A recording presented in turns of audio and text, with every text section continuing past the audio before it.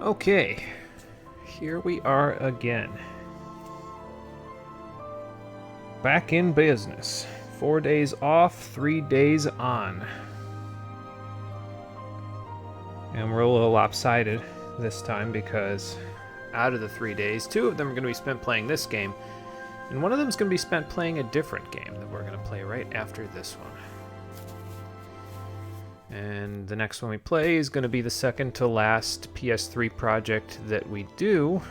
It's probably the most unplanned of all of my projects, because originally Jack 2 was going to be before this, and then Jack 3 was going to be after this, but... well, you work with what you've got. Although, to be fair, if that was the case, if that had been it, if it had been Jack 2, Jack 3, Outland would have been our last PS3 project, because I was, in fact, planning on playing that one. Oh, I forgot to delete my save file again. That's okay. So it would have been Jack 2, Kingdoms of Amalur, Jack 3, this, and then Outland... No, it would have been Jack 2 after Kingdoms of Amalur. Right? Because we played Jak and Daxter. Yeah, we played Jak and Daxter 1 before Kingdoms of Amalur. Then I played Outland, so it would have been Jak 2 instead of Outland, then this, then Jak 3, then the other project, and then Outland. So, and I may have said what the other project is already, but that's okay, because... it's not going to be too long before we actually play that one anyway. So, another obscure project, though. Not as obscure as Custom Robo was, I don't think, but you probably won't be able to find the final RPG project they have planned on most systems nowadays. So,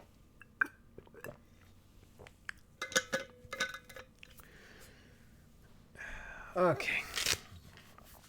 Anyway, I've taken a drink. Let's get back to it.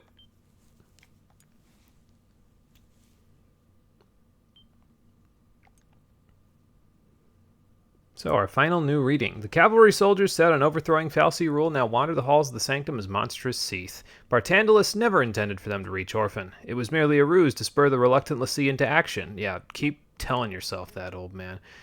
Though the companions refuse to complete their focus, he no longer needs to manipulate their minds. All that remains is to crush any hope they have for their future. When that hope turns to despair, one of them will turn into Ragnarok, slay Orphan, and kill millions of people on Cocoon.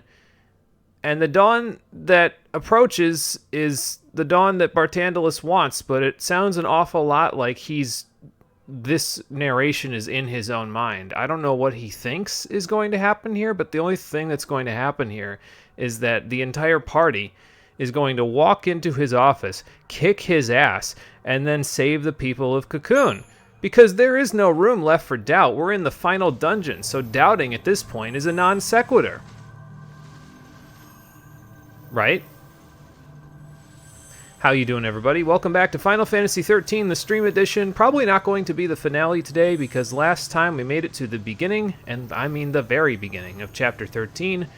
We're here in the Tesseracts of Orphan's Cradle. There's Seath everywhere, and today we're going to do probably the entirety of the final dungeon. If it's not a 3-hour excursion, then I'll stop early and we'll do the final boss and ending tomorrow. So that way I have a little time to set up for the next stream.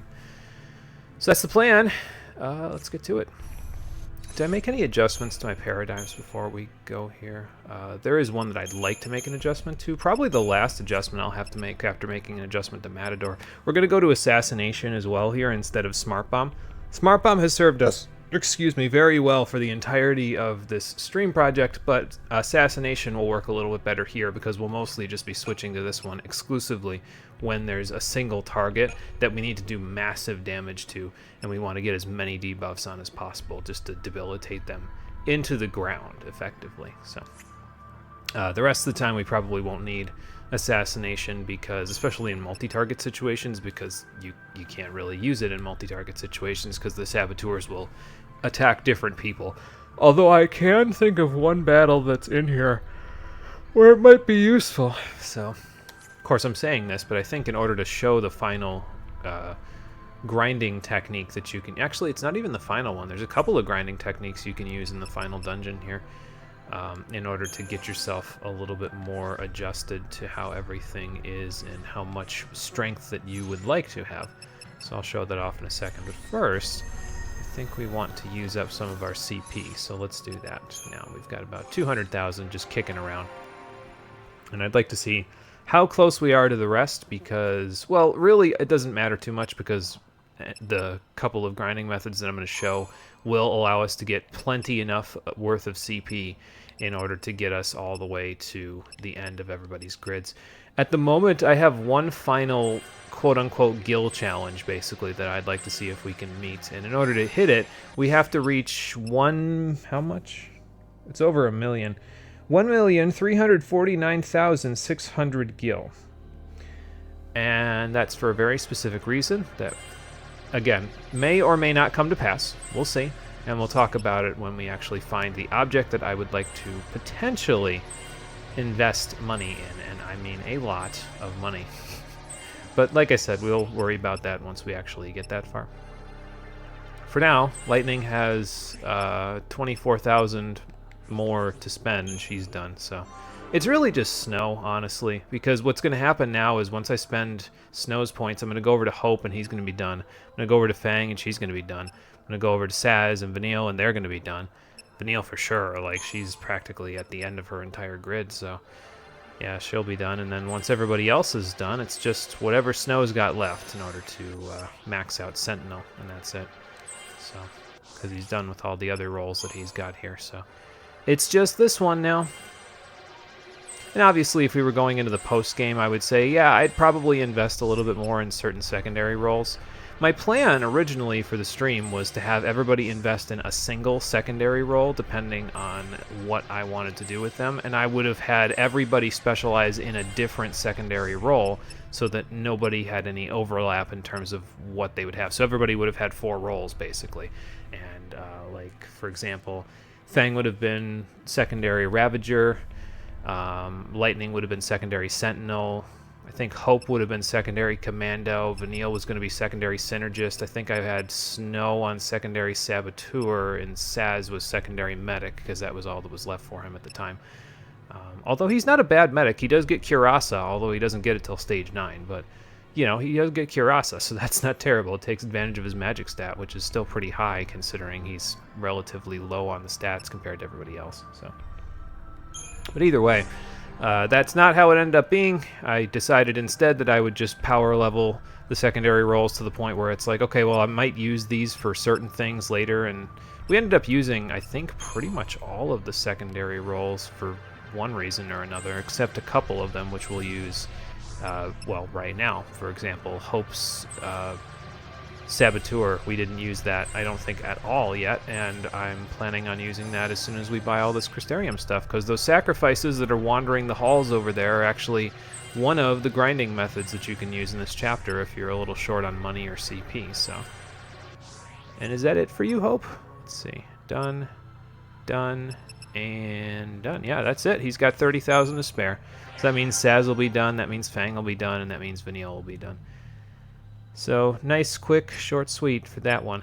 No, we don't need you to do Sentinel. But yeah, I would have done it. I'll just show you if you go up on Medic. Again, that 10 HP that we got there is very important if we manage to get this 1.35-ish million gil.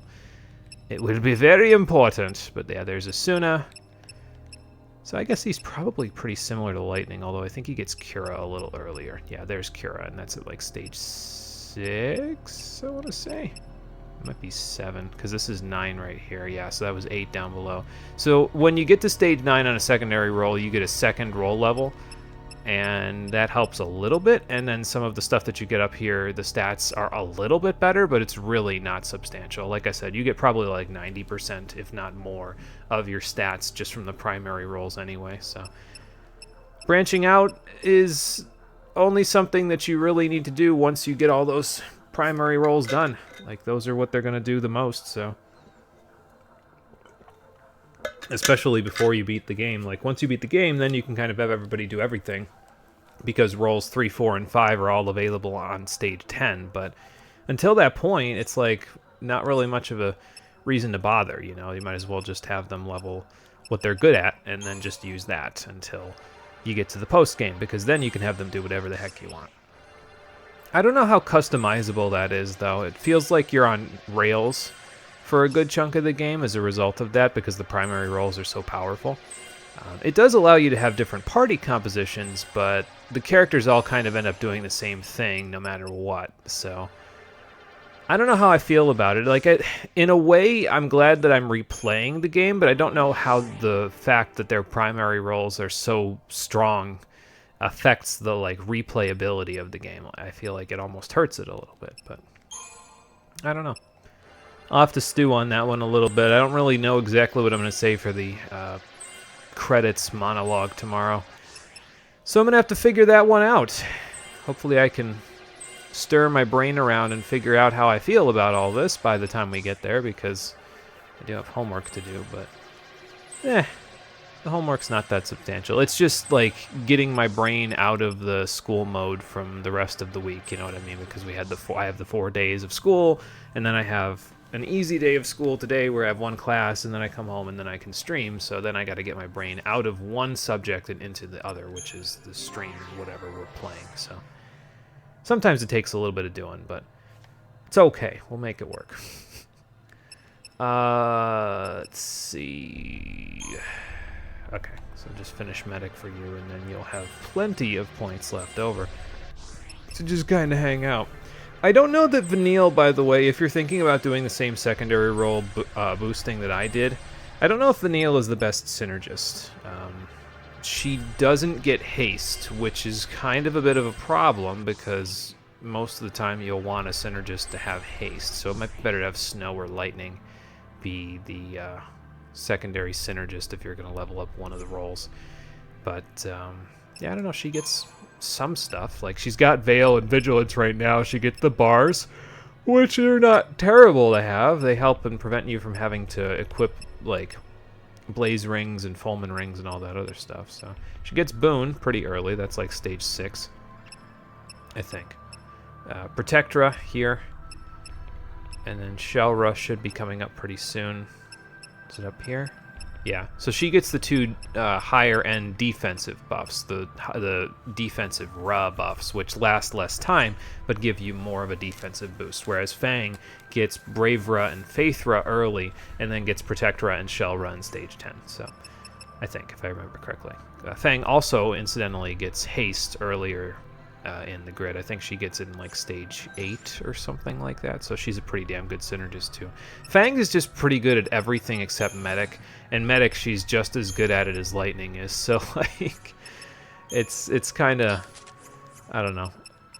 If she was better at Medic, like if she got Curasa or something like that, or even, I mean, I don't think she'd get Curaja. That's kind of just locked to Vanille and Hope, but if she got Curasa, she'd probably just be the best character in the game flat out with no question whatsoever. So, alright, so we got Eden Pharmaceuticals last time. Let's sell... I'm actually going to sell the Mistletoe. Like I said, you can level this all the way to Vanille's tier 3 weapon Nirvana by dismantling the Genji glove to get it 1 trapezohedron. If you do that, you can then get this all the way up to its tier 3 upgrade, and once you star that, if you dismantle it, you'll get 3 trapezohedrons. You can do that for another Mistletoe because there's 3 Genji gloves in the game, and honestly, you really only ever need 1 for your party leader if that party leader is Snow, Fang, or Vanille. Although I guess Saz can make pretty good use of it too. Lightning and Hope not so much, at least in my experience, but I mean, I guess at the higher levels everybody can make good use of it. But yeah, you really only need 1 Genji glove, so you can dismantle the other 2 to get 2 traps. Then you can make those 2 traps into 6 traps with 2 Mistletoes that are fully upgraded. And then you can just give everybody tier 3 weapons. So, and it's expensive. It costs like 1.5 million gil per Mistletoe. So it's going to cost you like, it's a little more than 1.5 million. So it costs you probably about 3.1 million gil by the end of the whole thing. But that being said, it's not awful in terms of the amount of money, because you got to remember trapezohedrons to buy normally are 2 million gil. And they're only like a 1% drop from adamantoises and adamantortoises on the step. So Do you like doing RNG fishing? Do you like spending buttloads of money? Or would you rather just get the tier 3 weapons out of the way now? I'm none of the above, because I don't particularly like or need tier 3 weapons for anything that we're doing for the stream, so I'm not really worried about it.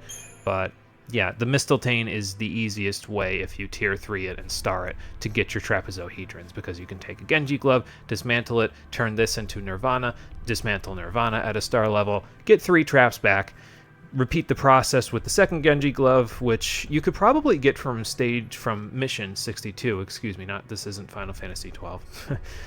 You can probably get it from mission 62, the other Genji glove, because then you don't have to go through the entirety of the Fault Warrens to get it. And the one from mission 62 is pretty tough because it's like an upgraded version of the Vetala, except there's 2 of them in the same fight. But if you're going to do that, you can basically just equip... Well, don't do it till you get to stage 10, so in the post-game do it. Then equip everybody with 4 Witches Bracelets, which will give you, I don't think it's additive, the 25%, because if it was, you'd have a complete resistance to all magic. But just give everybody 4 starred Witches Bracelets, and that will give you very high magic resistance, and they only ever attack with magic, so...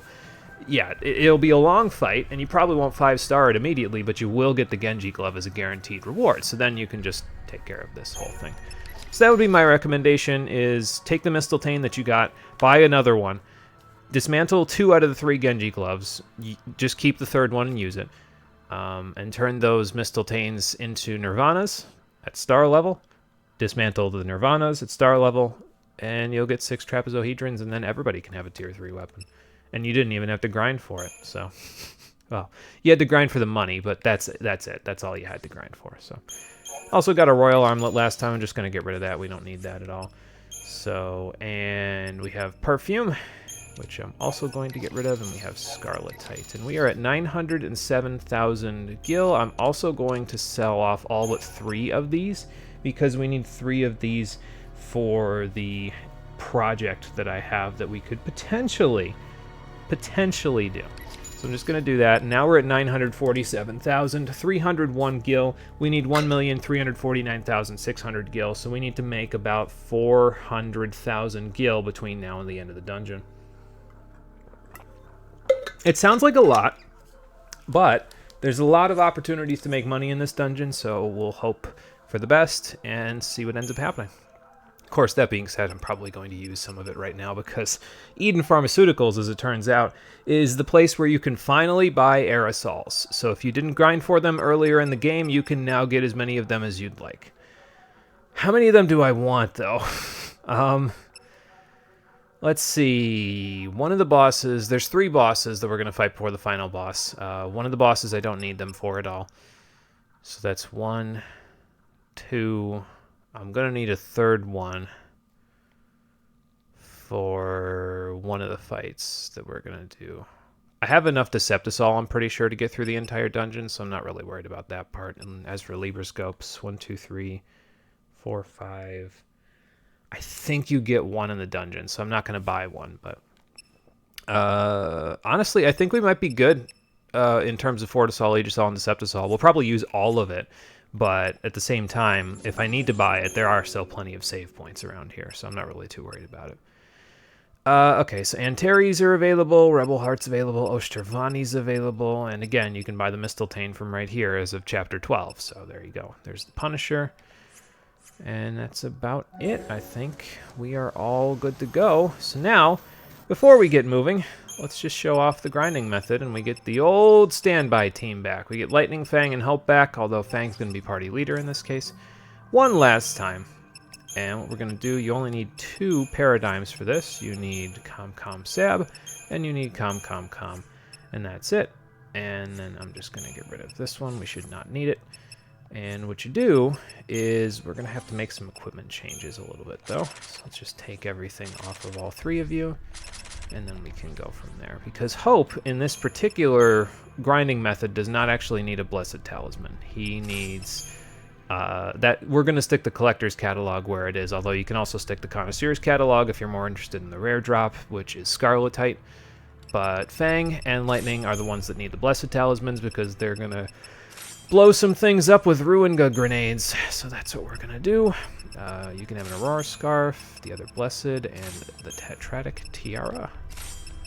And then as for Hope, let me take Snow's stuff off as well, so that way Hope can have access to some of it, like the Tetratic Tiara. So we'll give you Aurora Scarf, we'll give you Collector Catalog, and we'll give you Tetratic Tiara. Again, you can stick Connoisseurs here as well, or you can just take off the Tetratic. You really don't need it, just, you know, as long as he has the Aurora Scarf so he can strike first pretty quickly. And then, you know, Collector's Connoisseurs Catalog, they both have their effect if you have them on at the same time. So they'll increase all of your drop rates, rather than just the common one, which is really the only one I care about, because the common drop for sacrifices is Perfume, and that sells for a lot of money. So we're gonna give that a shot. Now, as for why I'm not a big fan of this method, let's talk about it. So you have 3 sacrifices on this side, and you have 4 sacrifices on the other side. The idea is to get a preemptive strike on either group in order to, here, I'll show you. So you get a preemptive strike. Start in Sab. So Hope will get D-Protect Ga and D-Shell-Ga on the guys. In the meantime, you and Lightning can throw Ruin Guz. I would throw it at Sacrifice B because he's usually in the middle of the group. We're going to stabilize the gauge, and the idea is that Hope will stagger them while using D-Protect Ga and D-Shell-Ga. And you just keep blowing them up, basically. Once he gets D-Protect Ga and D-Shell-Ga on everybody, and they're both, like, all staggered, you can switch to Cerberus and just kind of clean up. And it usually takes between 20 and 30 seconds, and I mean, it's not a terribly large amount of CP because we don't have the growth egg, so if we did, we'd be getting like 18,000 per platform, but per platform clear, I should say. But there's a pretty high chance that out of all 7 of them, you'll get at least 1 Scarletite and 1 Perfume drop from all 7 of them. Well, not from all of them, but you'll get some Scarletite and Perfume, and those sell for quite a large chunk of money. The Scarletite sells for 7,000, the Perfume 12,500. It's not a hard method. I don't know if it's explicitly reliable, because you have to get a preemptive strike to really make it work, but I mean, it's pretty reliable, at least from the experience that I've had doing it. It's not incredible, but it's pretty reliable, so. If there's a sacrifice that's not, that's not staggered, definitely throw the Ruin Gut at that one, and then just kind of, like I said, clean up and go from there. Boom. So there you go. Yay, 2.5 years. Laughing face. Nice. Hey Marie, how you doing? Welcome back. 2.5 years, 30 months. That would be tridecachromatic? Something like that. I'm going to say that that's correct. I'm making it up, but I'm going to say that's correct. But thank you for resubscribing. I appreciate it. I was just demonstrating one of the farming methods you could use here in Orphan's Cradle, because, again, these guys give decent CP, but more importantly, they give you Scarletite and Perfume. So just from those 2 battles that we just did, this is 21,000 gil, and this is another 12,500, so that's 33,500 gil from those 2 fights. And it's pretty easy to respawn them as well, because if you look down on this platform, there's an exclamation point there. So, and by the way, I also think I mentioned last time that this might be Lindsay, or like an edifice of Lindsay, this statue that's here. It's actually not. This is the fal'Cie Eden, because there's not only Eden as a building, Eden is also a fal'Cie. So, yeah, okay, that's cool, I guess. That's not going to get confusing for anybody involved. But the main thing that you want to do with this is walk down this ramp and watch the mini-map. See, they all just repopulated. So walk almost all the way down the ramp, then walk back up, and all the sacrifices are back. So now you can get another preemptive strike and blow them all up again, and then get a whole bunch of Scarletite and Perfume, sell it off, and you'll be good to go. I'm going to do this 2 more times, I think. It'll give us a little bit of a head start on the guild that I'd like to make for the final little project that I have. Now, if you get a warning, so like let's say you don't get a preemptive strike here, 4 sacrifices at this point is still pretty tough. It would take a long time to clean them up without a preemptive strike at this level of strength, so I would say just retry and let them wander a little bit, see if you can grab it. If you get a warning, just walk backwards. You could even jump back off if you want to get them off your back, but... Yeah, sometimes this is one of the reasons why I don't find this one to be super reliable, because, like, getting a preemptive strike here is harder than it seems to be. They've got decent vision, despite the fact that they literally can't see you because their eyes have been glazed over by a crystal plate of armor. So, like, look at, there's no eyeball there. It's just crystal. Okay, I don't know how the hell I think one of your friends might have seen me there, but anyway. But that's the idea, basically. Get a preemptive strike and then just go to town. At least not the first hour with 30 proper nouns and 0 context. Yeah, I mean, I guess that's true. Yeah, because that was kind of a lot at the... Really? That was kind of a lot right at the beginning. If you're having trouble with this one, you could always go to the other one. It's because there's only 3 sacrifices, so sometimes it's a little easier because there's less quote-unquote eyes on you. I say that with the strongest amount of sarcasm I possibly can, because there are no eyes here. So, alright, I'm going to go after... No, never mind, back up. I was going to say, I'm going to go after this one. He's separated from the rest of the pack, so... Okay, that one's still looking at me, the one that's behind Lightning's head. Got him. Okay, this is a preemptive strike. So yeah, Sacrifice B is usually the one you want to hit. He's the one that's kind of in the middle, and then just kind of blast, you know, once Fang turns around. So I gotta hit Sacrifice A before his bar goes away. There we go. And I think one more, and then we can go to Cerberus to get a little refresh, and then you just clean up, and that's it. See? Nothing to it. It's just getting the preemptive strike. So if you can get the preemptive strike reliably, then cool, go to town. If you can't, then it might be a little bit more challenging to do something like this. And in case you're wondering why I'm doing this at the beginning, like I said, it gives us a little boost to our money, but on top of that, today's kind of an easy day.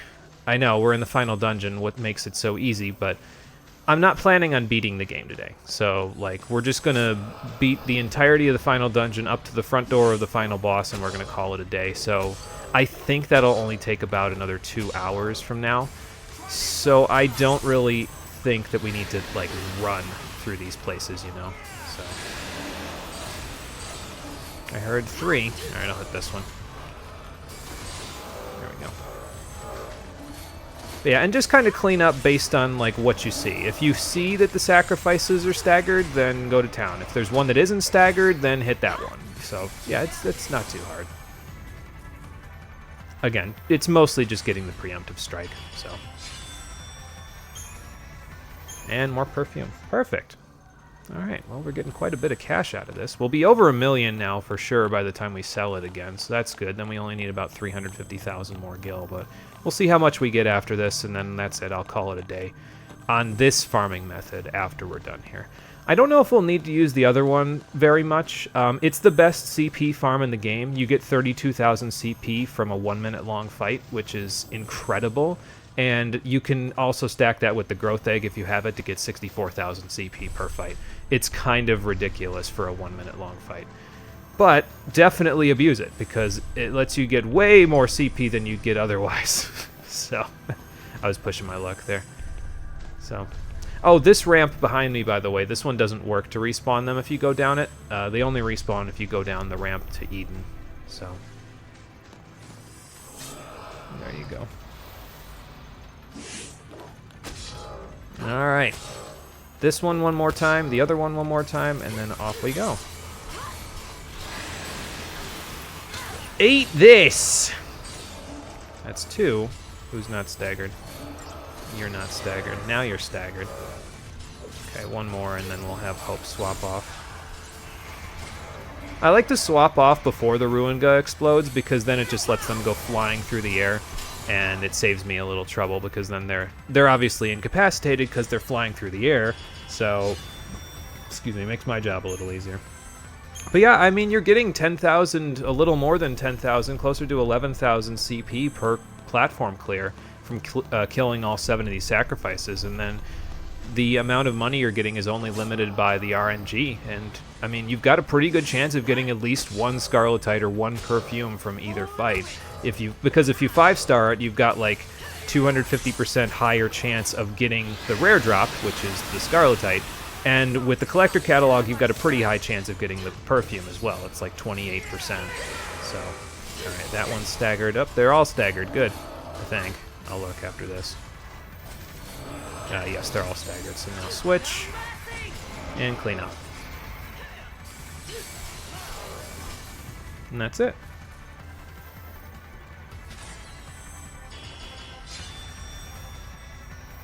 Actually like that Ruin appeared outside of side games in the 13 trilogy. It was interesting seeing physical magic. Yeah, physical magic is kind of rare in the series, so it is pretty nice to just see it play out so well, I guess, because it's pretty effective, you know what I mean? It's pretty effective at kind of locking enemies down and doing just as much damage as physical attacks do, which sometimes magic is a little unbalanced out of favor, or sometimes magic is balanced in favor to where it's either the most effective method or it's inferior to physical attacks. So it's nice to see them kind of have a balance of both, you know? Okay. So, let's sell off our hard-earned loot and see where we end up in terms of our money. Let's see, I didn't get anything here. And, alright, 8 Scarletite, so that's 56k, not bad. 6 Perfume, that'll get us another 75k. Not bad at all. That puts us at a little, like 270,000 gil we need to get over the course of the dungeon in order to get this. And you can come back and do this method for a little while here, but it is time sensitive. If you get done with, I believe it's the first boss that you fight in this dungeon, if you fight that first boss, I believe this method disappears forever.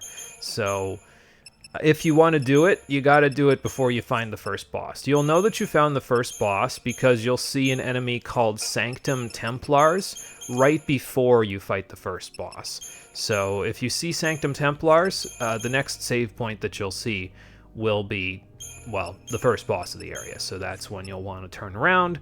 If you want to do this grinding method, then go back and do it, because you won't get a chance to do it otherwise. So yeah, go back and do it, and then you'll be good. Okay, so let's remove all this stuff again from Fang as well. And let's give her back her stuff, because from now on, we're basically going to have the boss killing party. So that's going to be Fang, well, Saz, Fang, Vanille, in different variations. I don't think I'm going to have Vanille as party leader for the rest of the game now that I think about it, but Saz and Fang will both have a chance to do some stuff as party leader. Lightning, Will, Snow, I'll have him as party leader for a battle or two. So we'll see how it goes, though. I'm not sure yet. I'll have to think about it when we get a little closer, but Vanille will be in the party for more commando action. She's going to be beating people up by going fishing again, at least one more time before the end of the game. So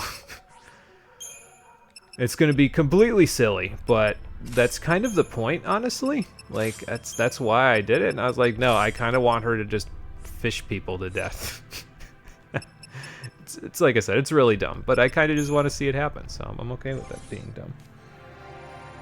Look, your girl loves her magic, but I use her physical attacks too. Yeah, no, like it's just funny watching her fish things to death. It's like the most ridiculous thing you could do in this game to an enemy. It's like, can you imagine them going to Seath Hell and being like, "How did you die?" "I got fished to death." Like, what does that even mean? How embarrassed are you? Will you ever live this down? Probably not. So, I don't know. I just think it's funny. So. Alright, so Snow. Let's see what we can get for you here. Probably just these two, right? I mean, I could go to Strength plus 30 here, I guess, and then come back for the other ones. But let's just see. So 18, 36, 54, 66, 78, 96, 108... 126, 144, 156, 168, 180,000 CP, and we are all done. And that is very doable, so I will take it. Again, Snow's a little behind, but that's okay. I did decide to level him all the way to stage 6 after all, so like I've only got myself to blame for that one. Alright, but before we go see Eden, there's an optional path that is right over here. This is the path that we could not use to respawn the sacrifices. So we're going to go down here first because there's some treasure to find. Once we're done here, we'll go see Eden, and after that, this dungeon is a little bit confusing if you look at a map of it, but it's pretty straightforward if you just play through it. So we're going to just see what we can do about that.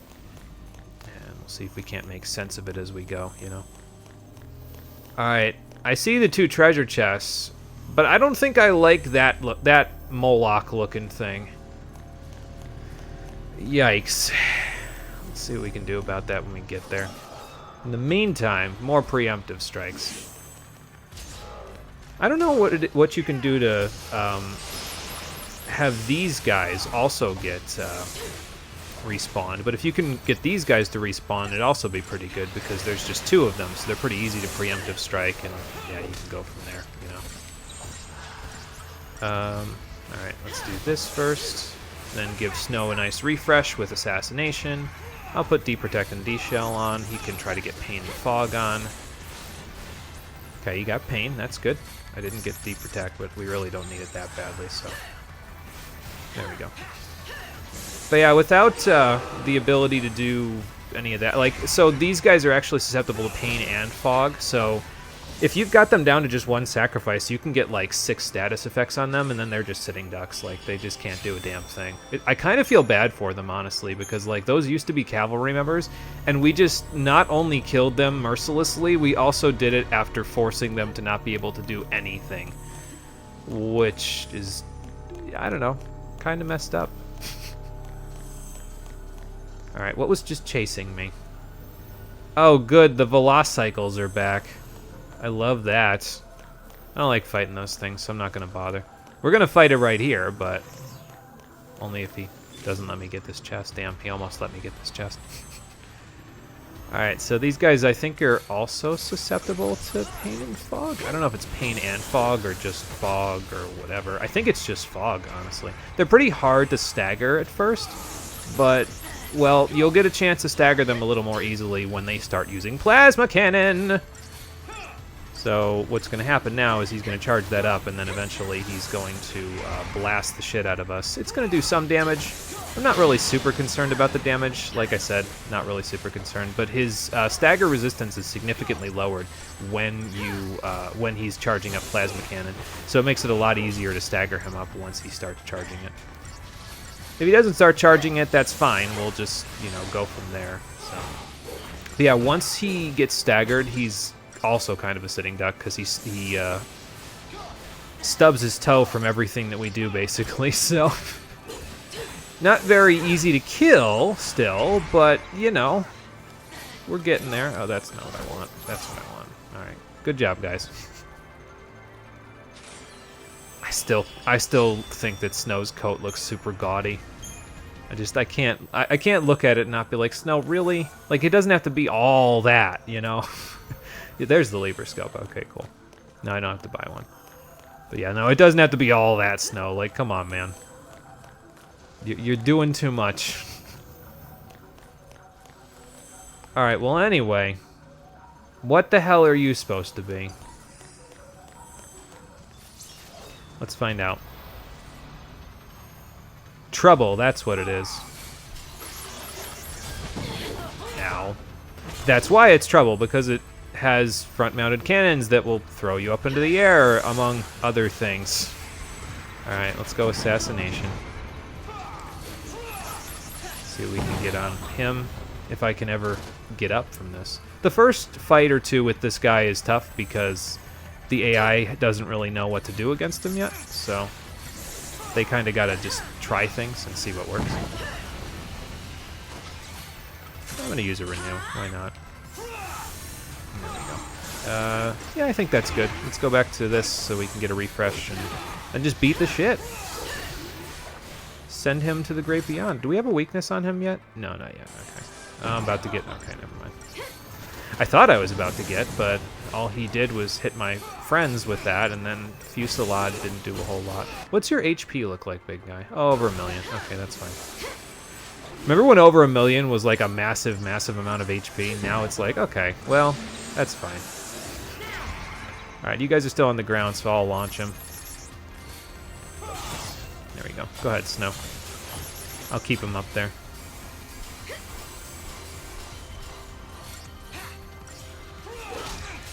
That's the thing, though, about the battles in Orphan's Cradle. I mentioned previously that if a battle goes over a minute, I'm doing something wrong. In Chapter 13, that's not really the case, because the battles in here run long. There's not really much you can do about it, so just kind of try to do as much as you can while your buffs are up, if you've got similar stuff, accessories and stuff to me, and then just work with what you've got, you know? Usually by the time your buffs run out, you've got all the debuffs on and everything like that you might want, so it's a little easier to deal with. But yeah, definitely try to get all of the important stuff up before your buffs run out, because after that, you're fighting an uphill battle, so gotta make do with what you've got after that. Oh, I almost intercepted him. As I say, if he's not going to bother, then I'm not going to bother either, but he's going to bother, so I'm going to bother. It's also kind of nice that they changed the battle theme here a little bit, so that it's like not just you know, the regular battle theme.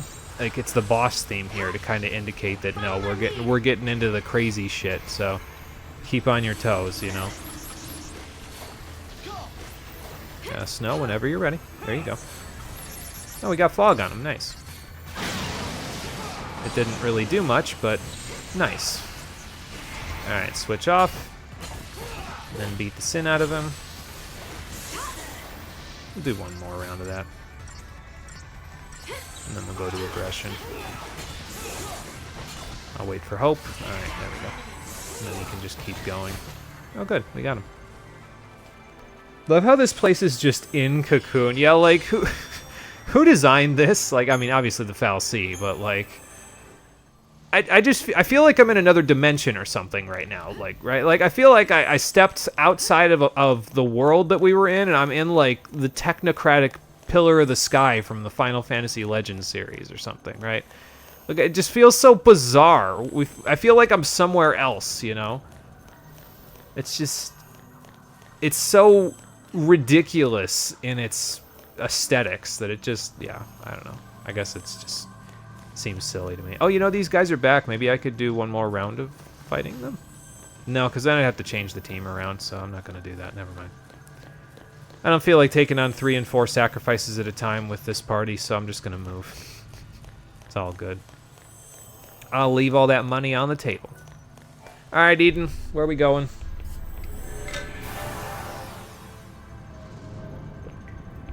You are in another dimension. It's the fucking Tales of final area. Yeah, we've accidentally stepped into Darius Carlon at this point, only it's like 60,000 years in the future. Oh, boy. Alright, well, it's pointing me to this one first, so let's go to this one first. I don't remember which one is the correct path, but I guess we'll find out, won't we? This actually is the correct path. Okay, so we'll step off. We'll grab this, and we'll go on the other one. Because there's a second one right behind us when we were pointed in that direction. Sea King's beards! But do I get Horn Drill out of it, too? Because that's about the only thing I can think that I'd want from Sea King. I don't even want his beard.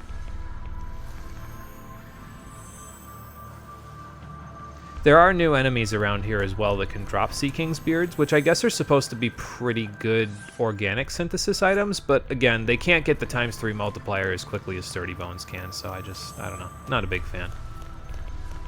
But I don't know if the enemies are near here, or if this platform is mostly empty. I guess we're going to find out in a moment. There's some superchargers. They're not superconductors, so I don't really care. Well, I do care because every one of those that we pick up gives me more money that I can sell, so that I can get from selling, I should say. So that's kind of nice. Oh, here he comes. I wonder if him and the other one are in... oh, no, they're not in the same fight. They're separate. I can see because the other one wasn't activated when this one was activated, so...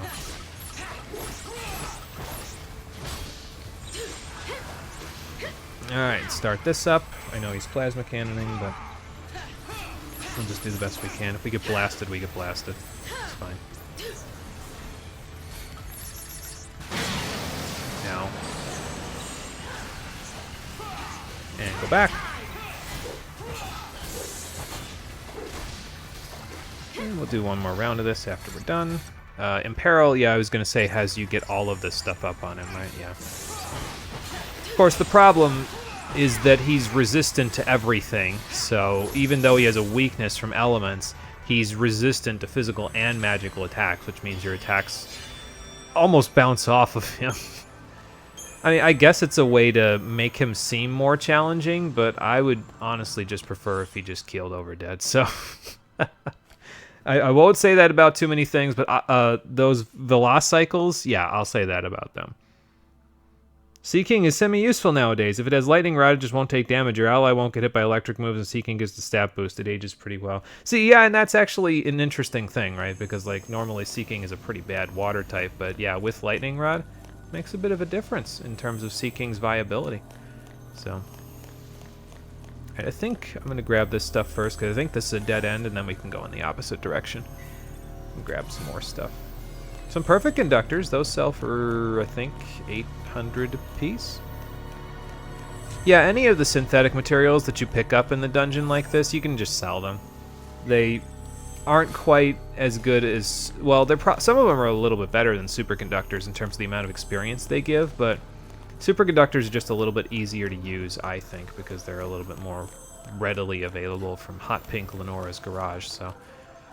I don't know, it just... For me, those are the ones that I usually use, no matter what. So... Unless I'm using particle accelerators or something like that, obviously, you know. I was gonna say, you gonna come for a fight, or are you gonna just kinda... He's just gonna kinda hang out. Alright, that's fine. I don't think you can preemptive strike Morgrim Threshers unless you use a Deceptisol, which I don't think I'm going to use at the moment. I kind of want to save it for a little while, because we're not quite at the point where I would say, yeah, we definitely need it, you know? So, Blizzard Water, or Water Arrow actually works pretty good too. Alright, do this. Get blown up. Go into Assassination while we're up in the air so we don't have to see the 3-second long thing. Well, that's not fine, but I'll take it.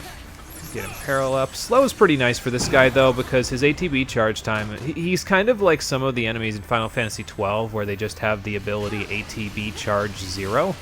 And if they have that, they can just kind of do whatever they want, you know? Or is it this guy that I can get slow on? Yeah, you can get slow on him. Snow, what the hell? You're supposed to get slow on him. I guess if you don't, it's not a big deal, but, like, it would be nice.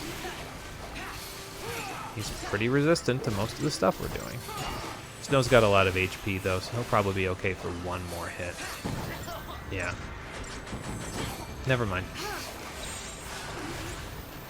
I'll just renew. It's fine. There we go. Alright, go ahead. Now, alright, aggression again. While I'm up in the air, just so I don't have to watch the animation. And off he goes. Yeah, instant scathes, Exodus, why? That's pissy boss mode for you. I'll tell you what, though, I found a pretty decent counter to pissy boss mode in Final Fantasy XII.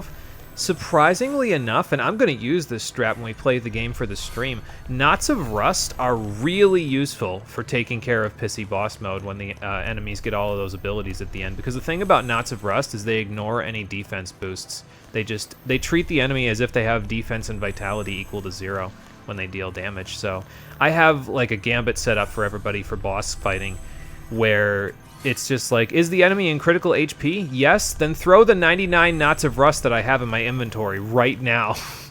Just throw them at him. I don't care. Just do it.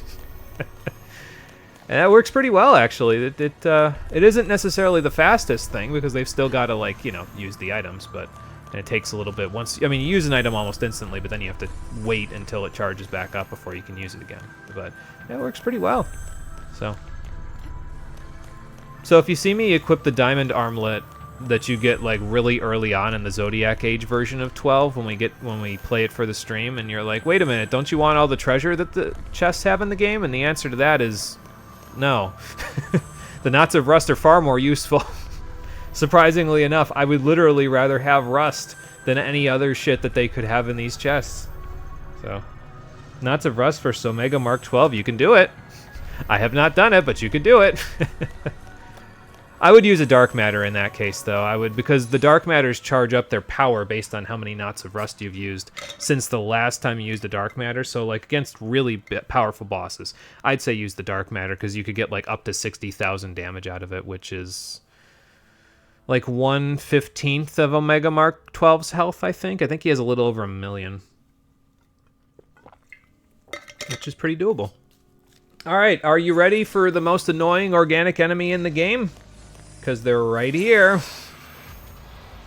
It's an Orobon ripoff. It's a Dagonite. So Dagonites, what they'll do is they'll power spritz themselves at the beginning of a fight, and then they'll use the dive ability to slide across the battlefield like large bodies from Kingdom Hearts, except we can't use guard in this game unless we're a sentinel, so we can't just guard to stop them from doing that and then blow them up. That was a preemptive strike, so obviously that made it look a lot easier than it actually was, but if you don't get a preemptive, well, it's a little tougher. You're going to want a sentinel. Just take a look. Hold on. I'll show you in a sec. So yeah, they instantly start with power spritz no matter what, and then go off the Delta attack. But what they're going to do is once Snow gets their attention, they're going to dive. And unfortunately, diving knocks you off your feet. You see how this could be a bit of a problem? Or not dive, rush, excuse me. But still, that's the idea. And they'll just keep using rush over and over and over and over and over again until everyone falls over. And when everybody falls over, they can't kill them very effectively now, can they? I'm just going to use regular ruins at this point, honestly. Yeah, see, now we're all too close to Snow, so that's going to make our jobs a little harder. They don't have the most HP that you've ever seen, but they're annoying as hell. Because they slide in a straight line, and you can't move around the battlefield in this game, which makes it a little harder for you to get away from them when they do that. And then they knock you off your feet, and it's just a whole thing. Not much fun. I think they're susceptible to like pain and fog though, but they've got Veil from their power spritz, so the likelihood that you're going to get a status effect up on them is very low. So I wouldn't. Wait, that's how dark matter works? Yeah, it charges up based on your Knots of Rust use. Yep. I think I'm trying to remember. I know Shemhazai also is affected by a similar mechanic. I don't know if Shemhazai, which is one of the summons, one of the espers, is affected by very explicitly the Knots of Rust and Dark Matter, or if Shemhazai is only affected by her own actual attacks. But she works very similarly to Knots of Rust and Dark Matter, where it's dependent on how many knots you use, that's how much damage you'll get out of the Dark Matter, and then I think Shemhazai's final attack is based on how many times you've used her other attacks? I could be wrong about that. I've almost never used Shemhazai, so I'd have to tell you. I'd have to like... Oh, this is the way we're supposed to go. Okay, so we want to go back up so we can get some treasure. You need to do another run of 12. Oh, it's never a bad time to do another run of Final Fantasy 12. I know it's a 75-hour-long game, but I'm a big fan, so like I am okay with this. All right, so 2 sacrifices, no preemptive strike. I'm just gonna let Snow run out first, and then what we're gonna do is we're gonna go off to Matador, and we're gonna get D-Protect and D-Shell up while he's getting their attention, and then. What you could do as well is you could also have what's it called?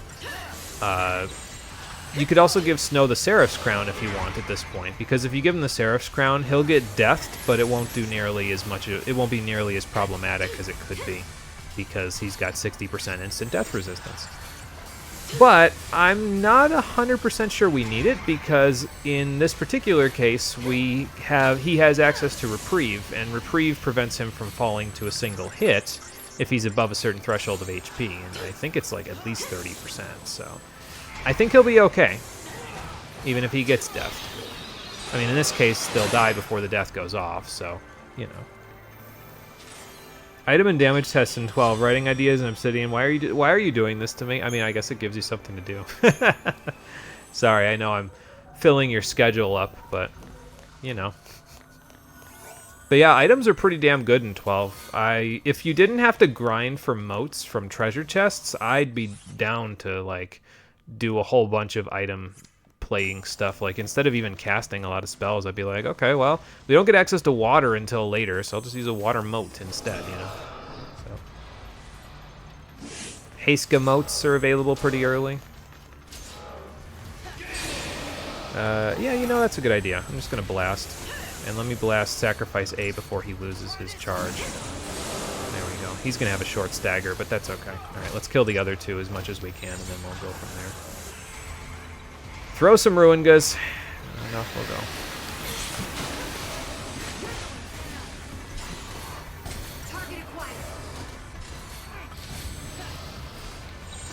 And get this guy's attention. Oh no, wait, I gotta get rid of... Oh no, the other sacrifice is dead now. Good.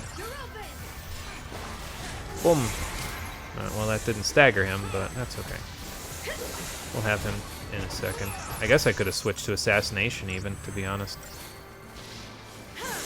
I might do that now. He's almost dead, but I might do that now just to do it, you know, just to have it. Boy, I'm glad that didn't kill me instantly. I mean, it wouldn't have been a big deal, but it would have been... No, actually, no, it would have been kind of funny, so now I'm kind of pissed it didn't kill me. Yeah, moats anger me. They are good, but you might want to farm them. Yeah, and that's the problem for me, right, is that I don't think I have the patience to go farming items from treasure chests, you know what I mean? Like, I do have the patience to sometimes go and, like, do chest manipulation for certain things, because I did that on my last playthrough of 12, where I manipulated the treasure chests on the step in order to get, I think it's the Cerobi step, in order to get some of the high-level gear. But you don't even really need that high-level gear. Like, you can get most of that stuff just from doing bazaar sales. So, like, you don't even... Like, you can get a Renewing Morion, you can get, like, some other high-level stuff, but you really don't even need it. Like, if you buy the white and black robes from the shop for your Mystic Armor wearers, then they get a bonus from anything that they have equipped that's holy or dark elemental, so that can be pretty damn good. They deal more damage with that stuff. And it's actually pretty nice, too, because if you have somebody that can cast, like, Darkga, I think Darkga's a thing in that game. If you have somebody that can cast a Dark Elemental hit all spell, you can have them cast that on your party if you have Dark Absorption, and it's like a Curaga. It heals for it, even if you don't have Curaga. So you could also do the same thing with Ardor, if I remember correctly, if you have Fire Resistance and Fire Absorption. Although I don't remember if you can get Fire Absorption on high-end gear in 12, so... But sometimes I use that instead of Curaga. Like, it's just more effective because then I don't have to have, like, a black mage level into white mage at the same time in order to get that. I can just have them level in black and red mage and get the most offense out of it, you know what I mean? So, to be honest, Ardor might be a little dangerous. Yeah, I think, if I remember right, Ardor can get, like, a status effect or something on you, too, though, so... That might be a little tricky. Either that, or it's, like... affected by... I don't think in the Zodiac Age it's affected by the same thing that Scathe was, where Scathe was the only particle effect that could be on screen, so it would, like, cock block you from using X potions and stuff because you needed them, but Exodus was insta-casting Scathe over and over again, so you could never heal yourself. God, I hate that fight. Ah, the step, the place that angered younger you, because you couldn't get the cool stuff, yeah. It's really tough to get the cool stuff, and that's why you do chest manipulation. But like I said, I don't even think you really need it, and I won't be using chest manipulation when we play it for the stream because I don't know, I feel like it's too easy, you know what I mean? So I'm not going to use it. It's just like, whatever. We'll be fine without it. Alright, I'm not even going to bother with trying to get statuses because Power Spritz is just going to make that too difficult, so... Excuse me. No, I should probably just 5 Ruin, honestly. It's not like I'm going to knock him off his feet. He's going to do that to me instead, so... Thankfully, the Daganites don't have a ton of HP, so if you've got the Sentinel, you're kind of in good shape, honestly. I'm just going to go to Aggression. Just blow him up as best we can. Or he can rush right through all my attacks by hyper-armoring. That's cool. Thanks, man. I really enjoy that. Thankfully, my ruins are homing missiles, so it doesn't matter. Oh, boy.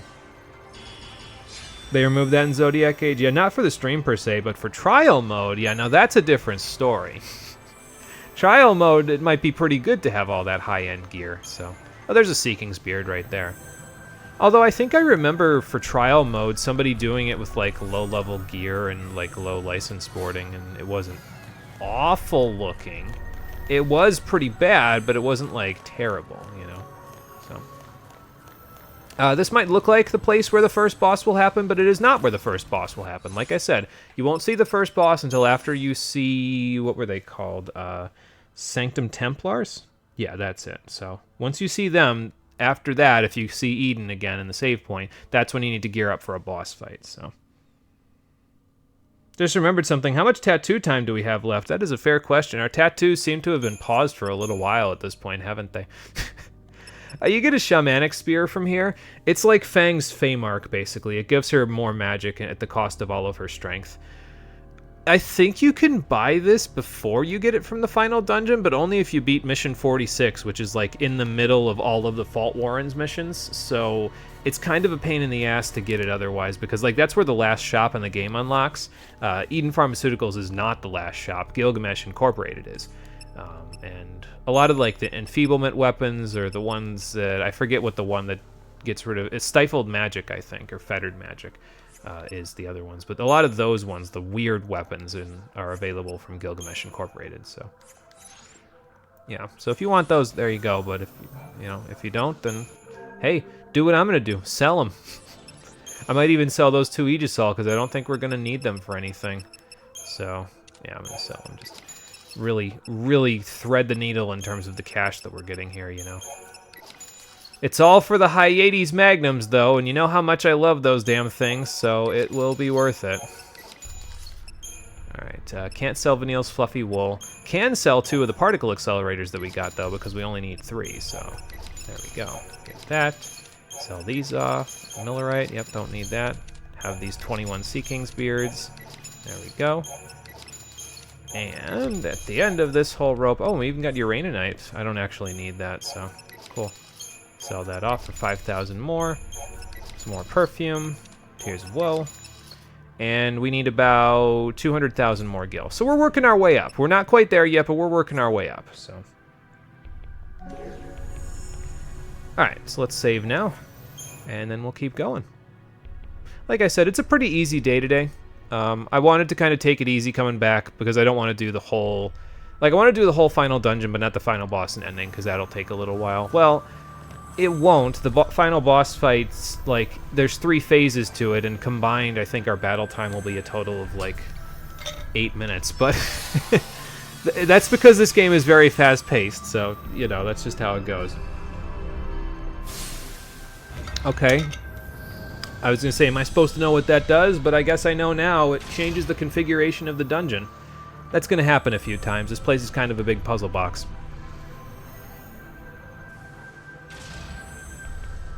So, let's just go with it. Apparently we're playing catch-up now. We're just trying to chase after Eden, so... That's fine. Well, we head in whatever direction the treasure is first, and then we head after Eden once we're done with that. I believe if you go this way, off to the right here, you can get back to the central platform where the Scarletite and Perfume farm with the sacrifices is. So, speaking of sacrifices... Yeah, that was kind of what we figured was going to happen there, Hope. It's going to make things pretty hard for a lot of people, but, you know. What are you weak to? Fire, water. Okay. Alright, let's get rid of him first, I guess, since we're targeting him anyway. And he shouldn't be too hard to get rid of.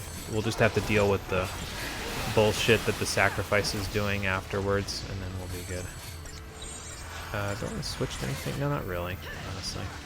Just take care of this. It's fine. We'll just stay in this until he's dead. Actually, I might... no, I don't think I can switch, because aggression will mean we won't get to hit this guy as often, so... Well, thank you for not staggering from that Aurora lightning. That would have been kind of a major pain in the ass. So, alright, he's dead. Next, assassination. Just get the nuts on him, Snow. Get everything on him. Hit him with literally everything. Pain and fog. Yeah. So you get pain and fog on him, and he just kind of sits there. There's not much he can do at this point, to be honest. He's just kind of there. It's a hell of a way to go. Not a way I'd want to go, but you know. Oh, Tevi's boss rush mode came out with 3 modes. You've beaten all of them, and only the highest difficulty even feels like a fight. Beginner literally sets for things like damage testing, and standard is just easy, but you beat the highest difficulty on the first try. Sounds like you need to petition for a nightmare difficulty. Be like, guys, I need more challenge. Where's the challenge? Alright, so if you go up there, as you can see, there's the ramp that leads up to all the sacrifices at the top there. I'm not going to go up there. I am going to kill this fight, but if you walk up that ramp, this fight will respawn, and it's 3 Daganites and a sacrifice, and that's annoying. So I'm just going to do this. Trust me when I tell you, we don't need a ton of Deceptisol for this dungeon. We're very strong. We can handle it, so...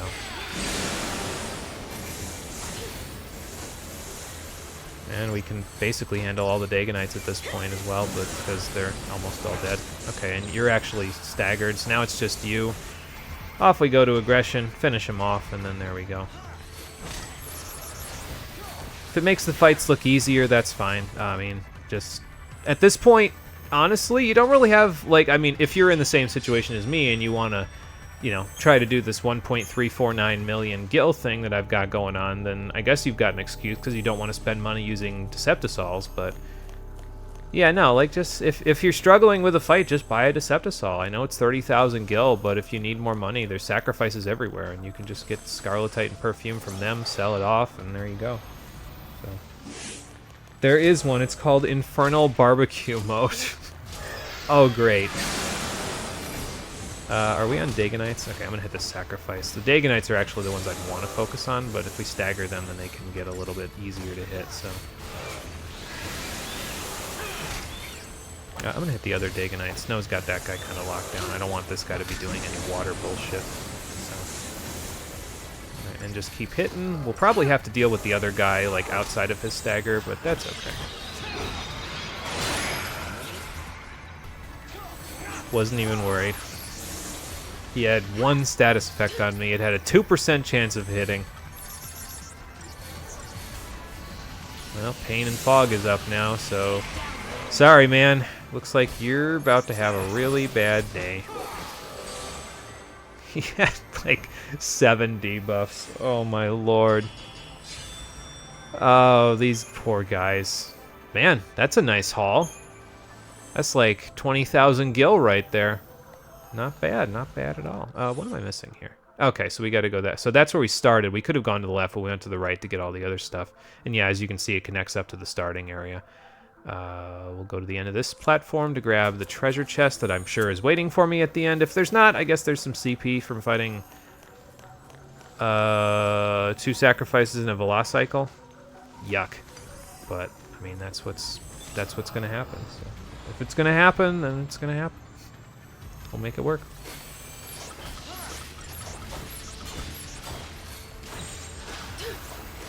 I'm going to do Matador, actually. Just see if I can get D-Protect and D-Shell up on him.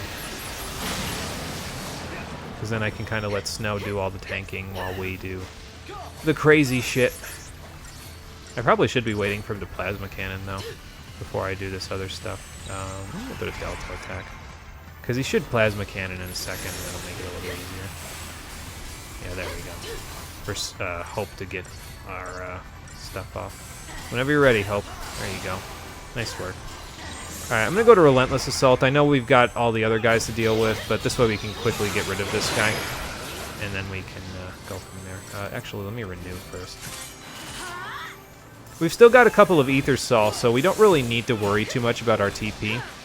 There's only one fight in here that I actually want to use a summon on.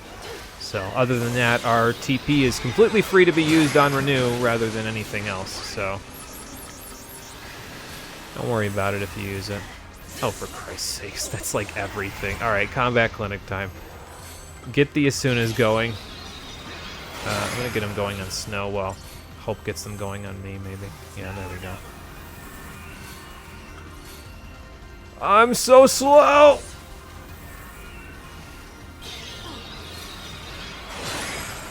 Alright, I think he got... Oh no, he didn't get slow off of me. Okay, there we go.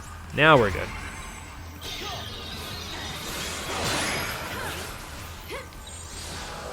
Okay, Delta attack time. Take care of this guy, and once he's taken care of, we'll just go Assassination and then finish them off. Battle times in this part are, I think, pretty generous. I don't really think there's any situation where it's like we really gotta hurry, you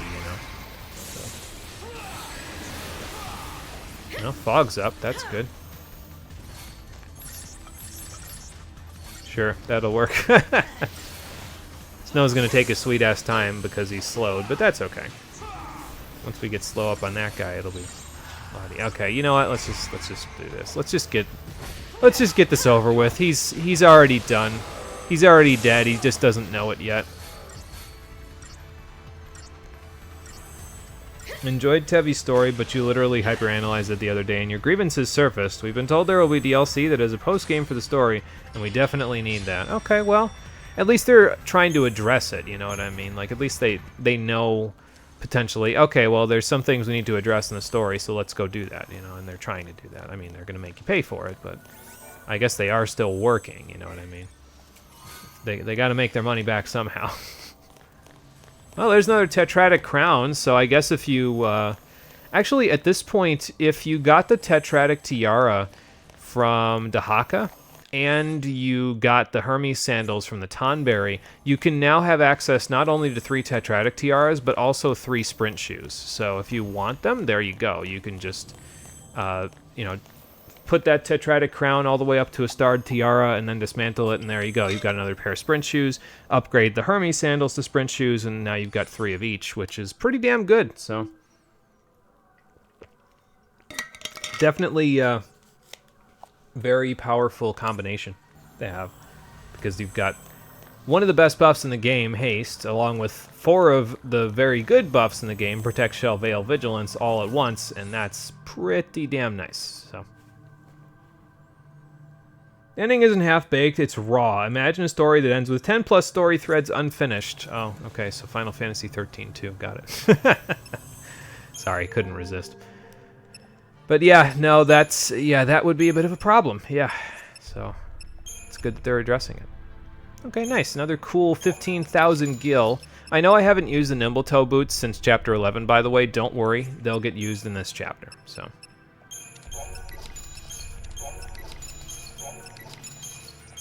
Alright, and we're climbing up slowly but surely. We're at about 150,000 we need now in order to get to what we need, a little more than, but that's okay. Why did you bring that up? I guess it's just the game that I'm playing. Sometimes I get PTSD knowing what they did to it. For marketing purposes. Oh. Anyway. We won't worry about marketing purposes. That's not even canon to this stream, so... Excuse me, let's not even bother with... Oh, are you kidding me? Velocicle in 3 Fuck this. Deceptisol. Get me the hell out of here. Yeah, they wanted a trilogy for some reason. It's for marketing. They invested money in it and they said, nope, let's just market to it. No, guys, hit the Daganites. They're a lot weaker than the other one, and they're power spritzing the shit. We'll take care of the Velocicle once they're dead. I know, we're gonna get blasted, but I don't really care. If I'm honest, I'll just renew. Okay, now we're good. Just stabilized it. What did he do, miss? Where did your attacks go, sir? How did I miss? Oh good, I got D-Protect and D-Shell right away. Not bad. Did you get Pain, Snow? You got Fog. Okay, he's only immune to Curse, so I guess actually you could get Pain and Fog on him, and then, well... He's also a sitting duck, so that's kind of funny.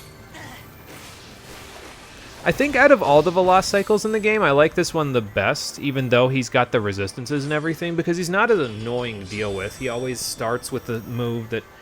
You know, it's basically like the same fight every time. It's like, okay, he starts with this move, his stagger resistance goes way down. With the other guys, when you fight them, it's like, okay, well, they could do this or they could do that, but they're generally more annoying because they're more unpredictable. This one's very predictable. Dagonites are kind of the same way. They're predictable, it's just that they're annoying while being predictable. So, went into the ether? Yeah, probably. Honestly, that's probably fair. Alright, so Matador it up. Actually, Matador's not good for Dagonites. Let's just go straight to Delta attack. Nice Thundaga Hope. That'll work. Just go on Blast, throw Elemental Grenades, and we'll deal with the Sanctum Templar later. Although you may remember that I mentioned Sanctum Templars previously. Keep that in mind, we're in the area now where you gotta think about the next time you see Eden, we might be in for a boss fight. So, pretty much once you get through to the first boss fight, it's not like a boss gauntlet after that, but every single other area after that will be punctuated by a boss, so just keep that in mind. I don't remember what this guy's weak to, so in terms of like what he can have put on him. I guess Deep Protect and D-Shell work pretty good though. Holy shit, lightning. Oh no, he's susceptible to fog, that's right, because he can do like... What he'll try to do normally at the beginning of fights, we'll probably see it when we go down and fight them by themselves, is they'll try to do mana drive skills on you, and they've got pretty strong ones too, like mana drive Blizzaga, Aeroga, Firaga, Thundaga, and what am I missing? Aeroga, Firaga, Waterga, that's what I'm missing. So they'll try to do like level 3 spells on you, which can be really annoying because they're disruptive, they knock you up in the air, all that stuff. However, it turns out, serendipity, when you have items on that give you auto buffs at the beginning of the fight, instead of prioritizing using tier 3 spells on you that knock you down, they'll prioritize using Mana Drive Dispel on you, which will only dispel your stuff one at a time, your buffs one at a time, slowly. So by the time they're done dispelling all of your shit, you've already staggered them and they're already dead. So it turns out, yeah, it's a good idea to have auto buffs on your party that's fighting the random battles. They work pretty well here, on top of just being overall pretty good. So, well, we got 6 Star Blossom Seeds there, so that's another 78,000 gil in our pockets. We're almost there. We wouldn't need nearly this much money if it wasn't for the fact that I have to, excuse me, buy a dark matter. But we have to buy a dark matter in order to do this, but, you know, whatever, it's fine. We'll make it work. It's funny, because that fight with the Dagonites there is actually, I think, harder than some of the other fights leading through to Eden here. Because, I mean, this time the Templar is just kind of there, you know. Do I even want to get anything on him? I think I can just go aggression and that'll be it. I think. Right. Scratch my back while everybody else is doing their thing. Keep him locked in the air by doing this. Yeah, these guys aren't really too substantial, honestly. Like, they're susceptible to a lot of statuses, and at this point we're so strong that it's like, I don't really think we need to worry about them. There are other fights that we'll be having to deal with that are a little more troublesome. Those guys, I think, can drop a pair of Skite for you, though, so if you're still looking for some of that and you don't feel like paying 30,000 gil for it, no, they're probably a good choice. So, well, there's a whole lot going on down here, so let's just see what all the fuss is about, and then once we're done, we'll head over to Eden, and we'll get all set and ready to go for the first boss fight of this area.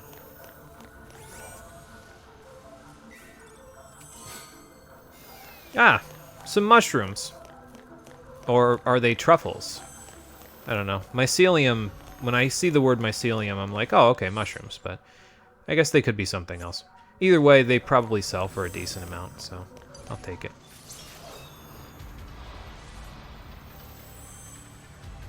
Yeah, fungi? Something like that.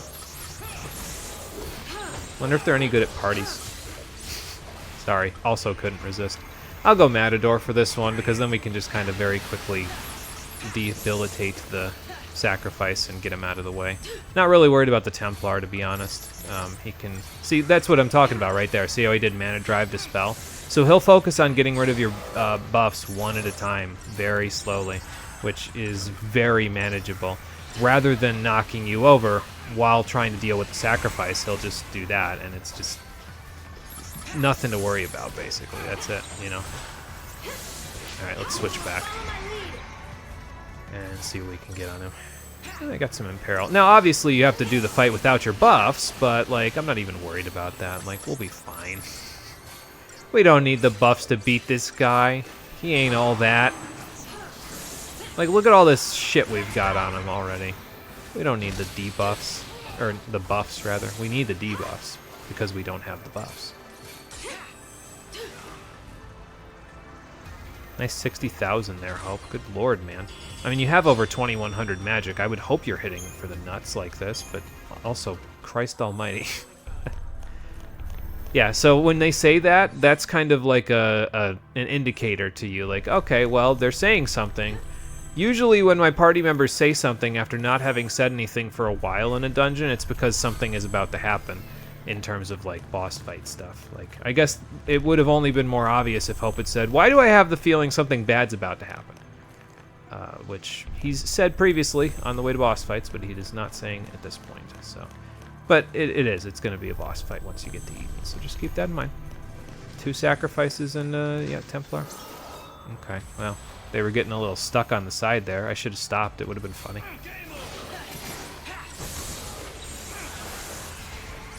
Do I Delta attack these guys and get rid of them? I mean, I can just kind of toss Ruin Guys and see what we can do from there. Yeah, it's not really going to do as much as I was hoping, so I think I'm just going to go to Matador. I do like that Sentinel is useful all the way up here, though. Like, it's kind of nice to have a defensive option that's, you know, by the time you get to the end game, it's not like, okay, well, your defensive option doesn't really do anything because the enemies don't hit for anything, you know? Like, no.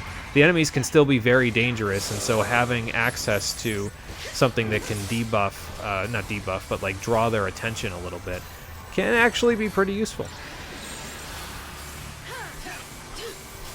Of course, Snow's probably going to get instant death here in a second, but, you know, it's fine.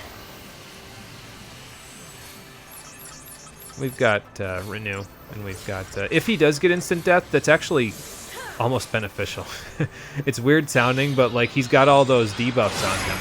So if he does get instant death, we can just revive him and all the debuffs are gone, so... I know it sounds bizarre, but honestly, if he goes down, I'm not too worried about it.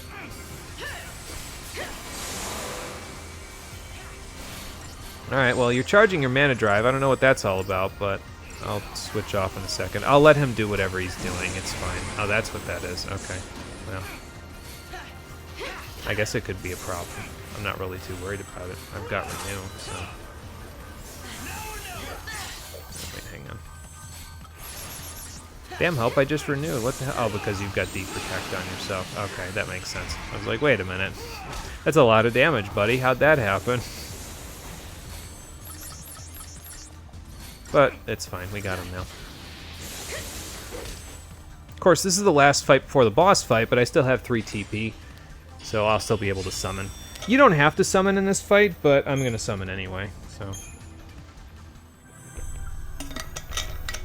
Because summoning in this fight lets me demonstrate just how really, really strong the summons are at this point at stage 9. They get a pretty massive boost. I think I showed it last time, but I guess I can show it this time too. If you go to the status menu, you click square to check your Eidolon. So here's Lightning's stats at the moment. So she's in, you know, the 1,400, 1,600 range. Odin's got 2,283 strength. That's kind of insane. Just a little bit. So we're not going to use Odin for this fight, though. We're going to use an old friend, if you know what I mean. Is Brynn finally getting a kill? No.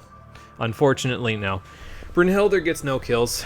I'm sorry, Saz, and I'm sorry, Brunhilde, you get no kills. Hell, the summon that I'm using might not get a kill. I actually tested this earlier this week to try to kill these things, and, like, it left this boss on the sliverest of slivers of HP, but it did get rid of its backup, so that's kind of nice, at least. Alright, so anyway, let's get our team together. It's going to be Fang, Saz, Vanille in that order. What do we need? I know we want Fang to do some Saboteur work. We don't really need Synergist because I'm going to use, whatchamacallits.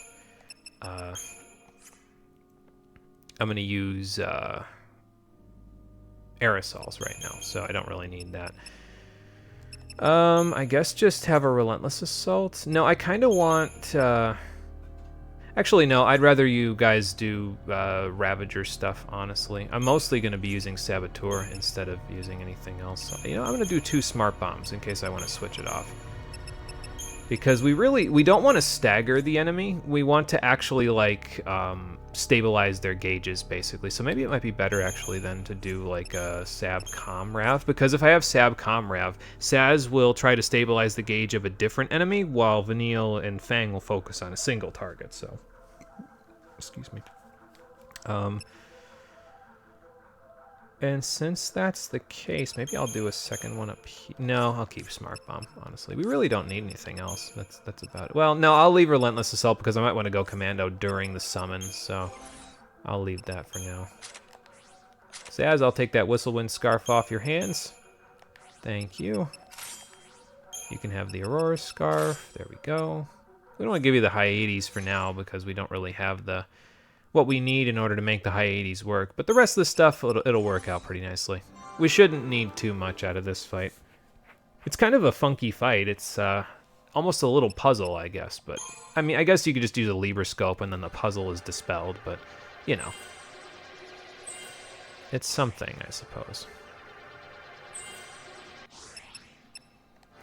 All right, then this, we can get one more. Cool. 18, 30, 48, 66, 78, 90, 102,000. Okay. Nice and easy. Shouldn't take too much to get. And I think we're good to go. So let's save. We'll use our aerosols. And then we'll go from there. The item that I actually want to get, by the way, in order to use all this money is after this boss fight. We're going to get to a new area. And in that area, there's a really tough fight that you can do, but the enemy that you fight is exclusive to Orphan's Cradle. You can't fight it anywhere else in the game, and I think as far as I know, that one is the only one in the entire game.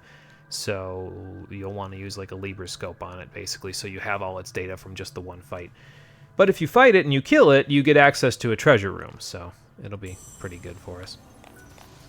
Alright, so, Fortisol. Aegisol. And off we go. Use our Ether Sol after this fight so we have access to Renew, and then we'll be good to go.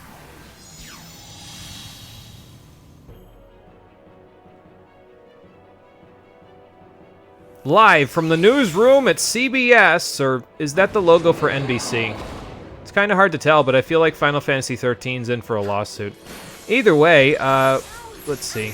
You know what? Actually, I probably should have gotten. Okay, yeah, you're the one that's vulnerable to Deprotect. Let's use a Libra Scope first so we can see what Bandersnatch and Jabberwocky are all about. So he's susceptible to Deprotect because he's immune to all magic, but has susceptibility to physical attacks. You can also poison him. I might do that. Well, I can't do that because Vanille doesn't have... Vanille isn't using Saboteur at all. But basically, get Deprotect on this guy. I want to try to get slow as well. And then once you get slow on him, switch targets. So, right, let's go Ruthless now. We only really want to get him up to about 240%. So, and then go after Bandersnatch instead. Try to get slow up on him, and try to get D-Shell on him as well, if possible. I don't even know if I got slow up on the other guy. So, incidentally, Bandersnatch is vulnerable only to magical attacks, although he's heavily resistant to magical attacks, which is why you kind of want to get D-Shell up and Imperil, if possible. I'm going to try to get Imperil up on him as well, actually.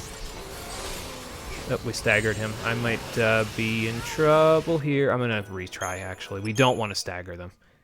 So, Vanille kind of messed us up there with Firaga. So I just want, basically what I want to do is I want to get one, but build the gauge, but not stagger them until I summon Bahamut. So that's the idea, and we'll see if that works. I wonder if I need Fortisol and Aegisol, if that's what I'm going to do, though. I kind of don't know if I want them, because, like, if I use them, it makes me stronger, which means we stagger them faster. Let's try it without them. Let's try it without them first, and we'll see if that makes it a little more consistent. If we don't have to use them, then that's great. That's one more that I could just hang on to and keep. But Yeah, so that's the idea, is try to get D-Shell and D-Protect on their respective targets. If you can get slow, I guess if you really can, get Imperil, but don't stagger them. If you stagger them, it's problematic. So, alright, there's that. We'll do slow. And then we'll go after the other guy, probably. Because by the time we get slow, he'll be... Okay, yeah, you know, this might actually work a little better because he's not quite there. I'm just going to do this real quick. Okay, I don't know if I got it, but it's fine. We don't need to get it. And then D-Shell on this guy. Okay, there's that. I'm going to get Breath of the Beast. That is also fine. You really don't need slow on this guy, honestly, but, like, it's fine. Oh, I see the problem. It's because they're fighting him at the same time. Well, let's try this instead. Yeah, it's a little better, Fang. It's good, you took my advice. He can't hear you in the upper atmosphere, so sometimes you gotta shout it out.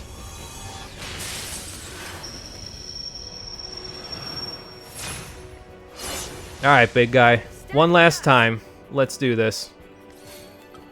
Where's Imperil? There's Imperil. Try to get Imperil on both of them while Bahamut's out here. He'll build his own Gestalt gauge, so that's really fine.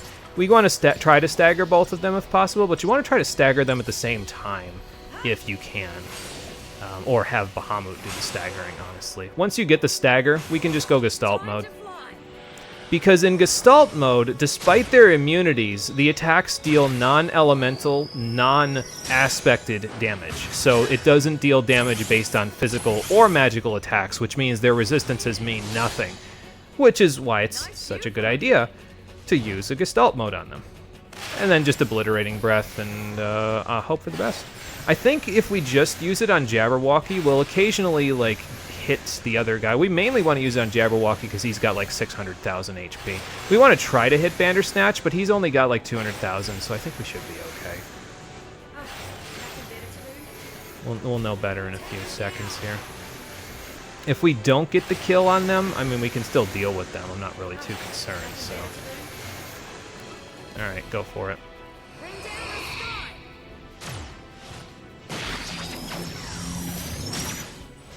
Have that.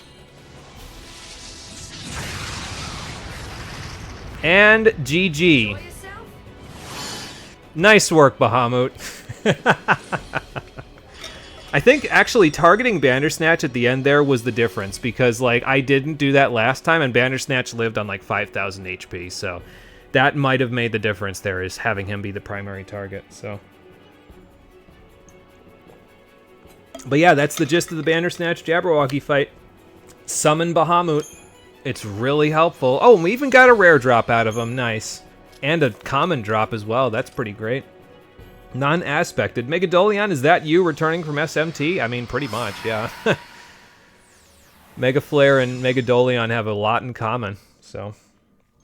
Mega Flare is usually a little more over the top, but, you know. You have fun watching Bahamut? Well, no, obviously. You have fun watching Bahamut murder those guys, Vanille? Or was it boring to you? Where's this end? If there is one, I can't see it. When we find Bartandalus? Why are we doubting ourselves now? Like us. Guys, that has not stopped us That's what previously. Bartandalus is going for. Don't you see? Make us feel guilty, lose faith, and the second we give up, it's focus time. Why are we losing faith now in the 11th hour when we've killed hundreds of Seath Pulsians Yeah, well, in Chapter 11 and never batted an eye? having all this empathy, it puts us humans at a big disadvantage. Oh, right, because then they can make a big But it's also what makes us dangerous. how to do about, oh yeah, well, our humanity is our strength. Frank? Like, we knew that already. Oh, nothing. Just that time's running short. It's okay. My mind's made up this time. We'll just make Cocoon our home. Yeah. I guess we will. I also think Fang's the wrong person to be having these, well, time's running short doubts at the end of this, because, like, I'll have a lot more to say about it in the final boss fight, because they make a big deal out of this, oh, I'm having doubts at the 11th hour thing as a part of the whole final boss spiel to make him look more powerful than he actually is.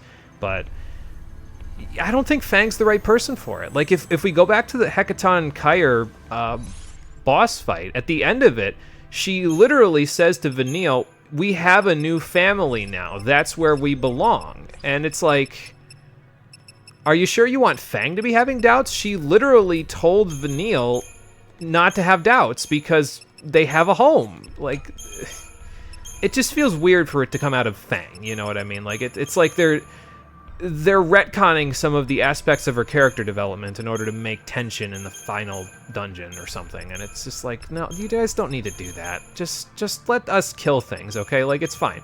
We're all on the same page. We're all ready to kill Bartandalus and figure this whole orphan thing out, and then we'll be good. It's fine. You don't need to do all this. It's okay. It's okay if it's played straight at this point. We've done enough of this, you know, wraparound bullshit. So, do I want... No, I think I actually still want the Whistlewind Scarf on Fang, because if I remember correctly, you can just go straight down this platform here and fight the guy that we're trying to fight here. So I think I'm just going to do that, honestly. And I don't even know if I'm going to do it with Lightning, Snow, and Hope. I was going to do it with Fang, Saz, and Vanille. You know, I'll do that. I know I just, you know, switched their paradigms around, but it's fine. I'll just do this. Yeah, this ain't a Tesseract. I don't know. It says Tesseracts on the front cover, so... But yeah, no, I'm not so certain it's a Tesseract either. We can do a Sen Med. That's fine. I don't want to be the Sen, but I guess I can be if I have to.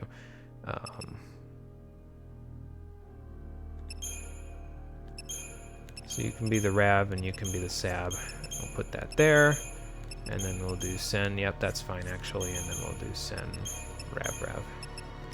I probably won't use any of these three in this fight, but... I'm just going to see if we can fight the guy immediately. I'd like to start in Sab, Rav, because then we can just get the nuts on him in terms of all the debuffs that we want. And then it'll be good. We'll be good to go. We'll go explore the treasure room that unlocks after we beat him. And once we're done with that, we'll just... Oh, actually, I just remembered exactly where we are. We're in the fuck you room now. Oh, the fuck you room is not a lot of fun. I'll show you why I would consider it the fuck you room in just a minute, but it's not very much fun. We'll talk about it once we get a little further ahead.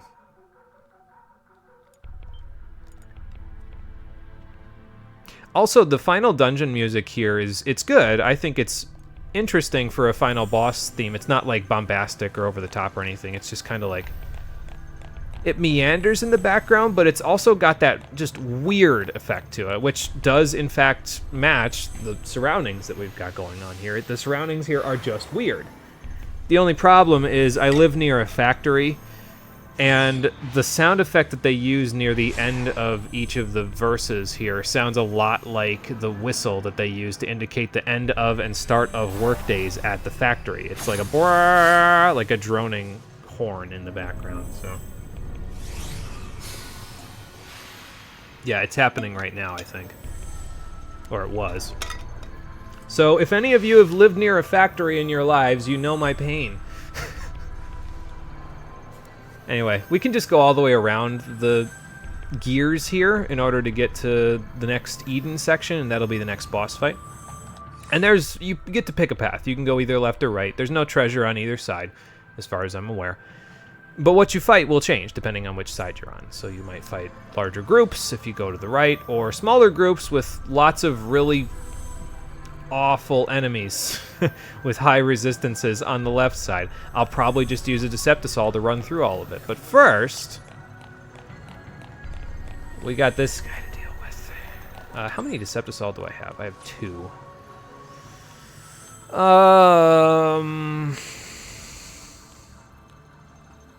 No, because I need one to run through the left side and not fight anything, and I also need one to fight one of the other guys that we want to fight in a minute, so I'm not going to use it on him. I guess he's going to forge a blade. See what happens. Really effing off topic, but what in the cinnamon toast fuck? Yeah, seriously though. Alright, let's see what we can get on him. He's going to forge a blade. I think this is the blade that's immune to provoke, if I remember correctly, so let me get a Libra scope going on you, big guy. And now we've got all the data for both him and the Centurion Blade, so that's kind of nice. Slow, Pain, Fog, and Daze. So he can be cursed. That's not bad. Maybe I'll do that in a second, see what I can do. He can be poisoned as well. You work on that, Vanille. I'll work on Curse. Ow. No, I don't have Renew. Oh, this isn't good. I forgot to use the, whatchamacallit. I guess I'm going to Provoke for a minute. Okay, I got this guy at least. Steel Guard! Everybody heal while we're Steel Guarding. Oh, Electrocute's going to hurt. Bang, hurry up. Never mind. Alright, I'll heal Vanille. Hold on. I should have used a, whatchamacallit before we did this, but that's okay. Just go Relentless Assault. I just want to blast the Immortal as best as we can. I'm not really worried about the sword. If we can get rid of the Immortal, the sword will go down immediately. So, okay. Well, I don't know if this is gonna work out. Yeah, I didn't think so. let me get the Ether Saw going so we can use Renew. Immortal, quite the claim, friend. I don't know, it looked pretty good there. No, he's pretty good. He's pretty powerful, but we'll make do. You know, I might actually, honestly, I might use the Deceptisol. Because there's a path that we can use later on where we can go up it. We don't have to go up it, I suppose. Where Deceptisol would be useful, I guess, but we don't have to use it. So maybe I'll just use it now, so we can get a good preemptive strike on him and then go from there. What was I gonna use? Ether Saw. I was gonna use Ether Saw. So let's use that. Get to 5 TP. Then a Deceptisol. Off we go. So Curse. And I can let Vanille get Deep Protect and D-Shell up. I want to get Curse, so mainly Deep Protect, Poison, all that stuff. So, oh yeah, I can't get slow. So let's just get Relentless Assault going. Knock him up in the air before he forges a blade.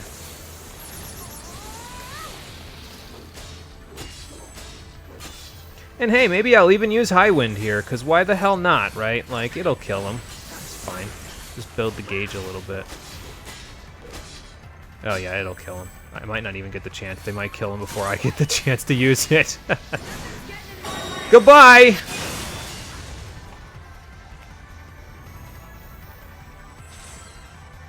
You know, I kind of like the Altairs, actually. Those were pretty cool looking. I never get to look at them because I almost never use them. Whenever I have Saz in the party, it's like, oh no, I'm using the high 80s Magnums, but those are kind of cool looking. I like the red. Alright, so now, once you've beaten the Immortal, you can warp to the upper level to go to the first of his 2 treasure rooms. You know, I might be able to just buy another Deceptisol now that I think about it, because I think from the stuff we're going to get here and from the stuff we're going to get for the rest of the dungeon, we'll get enough money to buy another one. It's 30,000, but, like, that's okay. Here's a Weirding Glyph. That's, I think, the highest level magic boosting item, like a flat magic bonus. Not a big fan of it. This, however, is a different story. That's the Adamant Bangle. So you remember the Diamond Bangle that we got from Mission 26, and I said hold on to it if you want to, you know, turn it into a Vertsite Bangle? Well, if you wait until now, you can wait all the way till the final dungeon and get an Adamant Bangle, so then you don't have to spend 220,000 gil buying the Adamantite. All you'll have to do now is star that, buy a Dark Matter, and then star the Vertsite Bangle, and bam boom, you have a plus 3,000 HP Bangle that you can give to Saz while he has the high 80s Magnums equipped in order to completely offset the HP penalty that it gives. Granted, you need to level it up by, you know, to get it to 3,000 HP for it to properly offset everything, but still, at the very least, it allows you to use the high 80s Magnums and have Saz not be the weakest link in terms of strength and magic in your party. So, I'm down for that. Alright, now the real question. Left or right? I see a Morgrim Thresher. And I see 2 Velocicycles that will have to fight in the same fight. I don't think I want to go left. There's a lot of sacrifices over there, but I suppose that's more money potential, because sacrifices and Daganites, like the Daganites don't drop anything super expensive, but the sacrifices do, so. But yeah, this is one of the reasons why it's called the fuck you room. It's just a very large gauntlet of regular enemies that you have to deal with in order to get through. Oh, we also got the only elixir that you can get outside of Doctor's Codes in the entire game just now in that treasure room, so that's pretty nice too. So, excuse me. Alright, we got an animate bangle. Hold on to it. It's worth 50,000 gil, I know, but hold on to it. It will be useful so that Saz can use some physical attacks in the endgame. So I would hold on to it. And we are 7,000-ish, a little more than 7,000-ish gil off being able to purchase all of the materials we need in order to get the adamant bangle fully upgraded. So I won't buy a Deceptisol yet. I'm gonna think about it, but I won't buy it yet. So. Alright, so there's that. Get the normal team back in here. There we go. This, put this down here. And then Sab, Sen, Rev. And then Com, Sen, Rev. And then Sab, Sab, Rev. Alright, there we go. That'll work. And we'll give Saz back the Whistlewind Scarf because he's going to be our party leader for... What boss fight? Is it the next one he's going to be party leader? Let me think. No, he's actually not going to be party... No, actually he is. Never mind. He's going to be party leader for the next boss fight. Because the next boss fight is the one where we don't need any shrouds at all. It's a very straightforward fight. It seems like it's very difficult, but it's very straightforward. And I'll just show you exactly how you can deal with it super quick. You could even say lightning fast. Sorry, that was a bad pun. But yeah, it goes by very quickly if you do it a certain way. And you don't even have to do anything super outlandish or outrageous. You just kind of... Basically what it is, he's got a really high stagger threshold. So he's kind of hard to kill if you try to stagger him properly. And he's got a lot of attack power. So it makes things a little tougher. But yeah, no, it's fine. We'll handle it. This is going to be a problem, though. Yeah, Snow, go to Sentinel and get their attention real quick, because otherwise we're going to have a problem here. Alright, well, we've already got a problem, but I'll do the best I can to accommodate for it. There we go. When we get rid of the Daganites, it will be less of a problem, because it's just kind of two sacrifice. I almost said two Scarletites. I mean, they might be when we kill them, but two sacrifices and all these Daganites, so... But yeah, no, I don't feel like going to the left. The Morgrim Thresher is just not my cup of tea when it comes to enemies to fight. I might go Combat Clinic after this, actually. Might as well use Cura once before we don't use Lightning again for the rest of the game, you know? Matter of fact, hold on.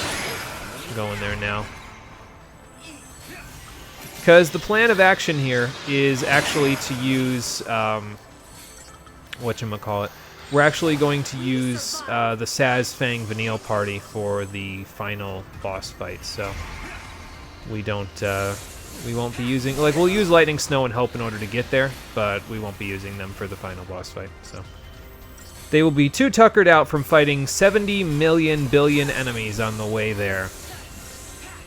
Can't say I blame them, honestly. Alright, yeah, Matador. I would be concerned if I saw all that death going on in the background there, but the screen didn't start flashing red as soon as it happened. So if the screen starts flashing red, that's when you got to start worrying, because that means Snow went down. But otherwise, yeah, no, we're fine.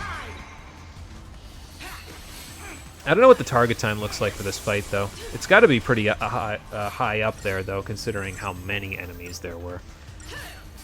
But yeah, I mean, I guess these fights, you almost end up treating them just like a mini-boss fight, basically, because, I mean, there's so many enemies that it almost ends up playing out that way, you know?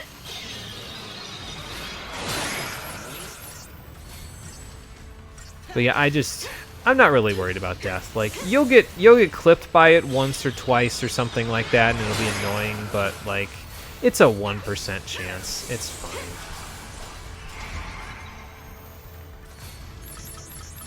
Yeah, you can come out of that now, Snow. Let's beat him up. There we go. Off to the moon with him. And look at that. Plenty of time to get a 5-star anyway. So, and there's a Scarletite out of it. This is definitely the route to go, though, because, like, the drops from this side are far, far better than the drops from the other side. Like, the other side is like, okay, you might sell it for 800 gil or something like that. But here, no, there's, like, you could get 12,500 gil per fight from getting perfumes from everything. So, yeah, no, definitely go this side instead. Because it's also pretty manageable, too. Like, I know the Daganites are annoying as fuck, but, like, you just blow them up. You know, just throw holy hand grenades until they all fall down, and then that's it. You know, it's annoying while they're skirting around the battlefield, but once you get rid of them, and if you have a sentinel, it will be easier to get rid of them. Then you're good. Then you're good. You just kind of go from there. Snow's having a lovely time over there, it looks like.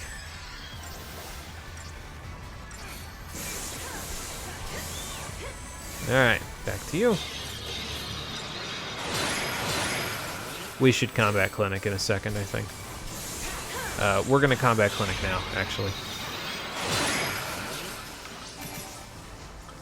Okay, nice. You already topped them off. Good. And then get the Suna going. That's probably good. Let's just get rid of the Dagonite and then we'll be good. But yeah, I'm definitely staying in, whatchamacallit, staying in a Sentinel role for now while we get rid of these guys. Oop, I figured I would have some time to scratch my back there. But apparently, if I try to scratch my back, he also scratches mine in the worst possible way. I'd rather you not, friend. I might just get D-Protect and D-Shell. I don't think we need Imperil, honestly. So I also might throw Holy Hand Grenades here, honestly. I feel like it might be. Well, if they spread out like that, not so much, but the splash isn't bad. It's not good when he's all the way over there, though. So. You having fun yet over there, Snow? Look like you're having a ton of fun with all the anathema going out. Alright, no D-Protect, but that's fine. Okay, he's hurting a little. We should combat clinic. And let me do the Asunas. Let's get rid of those. There you go. And then we'll just go back. There we go. We're good. Alright, now, who are we? Okay, you're D-Protected and D-Shelled, so let's just do this to you. I almost wish I equipped the Collector's Catalog for fights like this, though, because, like, we'd be getting some pretty good bonuses out of it if I did. Alright, we'll finish up with Assassination, because, I'm sick of these guys, so. Yeah, you know what? Just do the same thing. Like, that's fine. Okay, there's D-Protect, D-Shell, Pain and Fog. I'll give them a chance to use it, and then I'll switch. Okay, Fog hit, so now they can't use Death, so that's the important part. They can attack us, but I don't care about that part.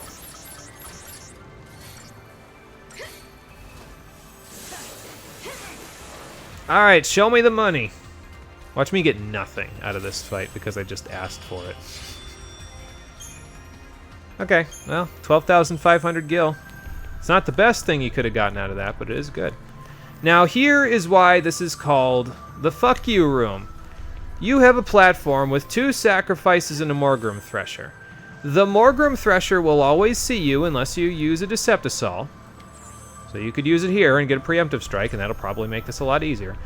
However, he is also blocking the path. So even if you use a Deceptisol and you want to run around, you cannot. You have to beat this fight in order to continue, no matter the circumstances. You cannot get around it. So even though there's a significantly better grinding method right after this in order to get CP, these guys won't let you pass. It's not that, like, they'll knock you down, but they definitely won't let you pass. So, oh, and by the way, if you walk out here, he'll instantly see you. So, like, you can't just walk into the sacrifice to get a preemptive, because as soon as you step foot on that platform at the end of this little hex here, this hex nut, you will instantly be spotted, and you will not be able to get a preemptive strike. So, just keep that in mind. All right, so the Thresher, I could, you know what? Hang on, let me do the other. Okay, the other sacrifice is also staggered, so I guess it doesn't matter too much. But yeah, let's just try and get as much damage off on these guys as we can to try to get rid of them, and then we can get rid of the Morgrim after that. I hope I'm hitting the other guy enough to actually get the. Okay, there we go. Yeah, he'll be dead because we'll get a smite, or we won't. Never mind, we don't need it. All right, so now fire, water, fire, water, fire. Oh, that's still hitting help. Wow. That's unfortunate. Alright. Try and get these going. Oh, that did hit help. I wasn't expecting it to. I'll use a renew in a second. There's slow. And once I get up, here's a renew for everybody. There we go. And now we stagger him and we go from there. But yeah, the Deceptisol makes this a lot more consistent. It's just like, I don't want to do this without a Deceptisol. Why would I? I mean, I guess it helps if he whiffs like he just did, but like, yeah, no, holy crap, this fight. You imagine with the anathemas flying around, this guy attacking me at every waking opportunity. It's just like, no, I don't want to do that. But you have to. You have no choice in the matter. They won't let you pass. Alright, almost there. Hope finish him off on the stagger, and then we'll finish him off for the normal. I'll attack him, and then I'll do this so we can get a refresh. Alright, off we go. And he's dead. Not even close. Again, remember when 1 million HP took us a long time to shave off? Not anymore! Well, at least we got a crystal oscillator out of it. Not the best reward I could have gotten. Could have gotten a perfume, but, you know. Yeah, I wouldn't even go on the left path. It's like Velocicycles and then a Morgrim Thresher and a Velocicycle in the same fight, so. Not really something I'm keen on ever doing, so. Okay, so this next fight's actually kind of fun. And I say that because Lightning is going to be our Sentinel for this next fight.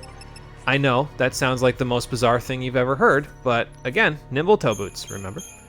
So, we don't need any, whatchamacallit, we don't need any buffs from Fortisol or Aegisol, aerosols. We don't need any aerosol buffs, so don't worry about that part. We're going to want a Sin. All of these are going to have Sin, not Sin. All of them are going to have Lightning as Sentinel in them, so we're going to do that. We're going to put this down here. Then we're going to do Sin, Sen, Calm. Then we're going to do Calm, Sen, Sab, because this boss can actually dispel his debuffs, and he will do that over time as we go through the fight. But then we're going to go back to Calm, Sen, Calm once we get it all set and taken care of, and that'll be it. There will be nothing to it. So the gist of how you want to do this fight is you're going to want to get Haste and N Thunder or N Fire or N Water or N Frost on everybody. And then just kind of go to town. If you can get Bravery on people as well, and actually I might get Bravery and Vigilance too, so that way we just get some good effects out of that. So since that's the case, I might just do that, and then we'll go from there. I'm going to equip the Hyades. Saz can take any one hit, even with these equipped from this guy, and then Lightning should have his attention after that because he's pretty vulnerable to provoke. So what do I want you to use anyway? I'm actually not going to give Lightning any buffs, so I think if I leave her on auto buffs, that'll be good. I do want her using the Nimble Toe Boots, though, so we'll just give her Sprint Shoes, Nimble Toe Boots, Tetratic Tiara, and then everybody else is good. And that's it. That's all you need. So let's do the fight, and I will show you how well it works out for all of us. We don't even need the, like I said, I was going to use the Adamant Bangle, but we don't quite have the money to upgrade it just yet. So once we get the money, then we'll be good to go. But until that point, not worried about it. We'll just go from here. It's fine. All right, lay it on me, Dark Eden. What's next?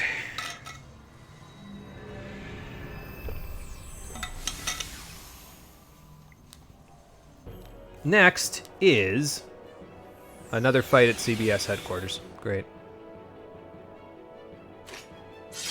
Nothing personnel, kid. It's a Seath with a sword.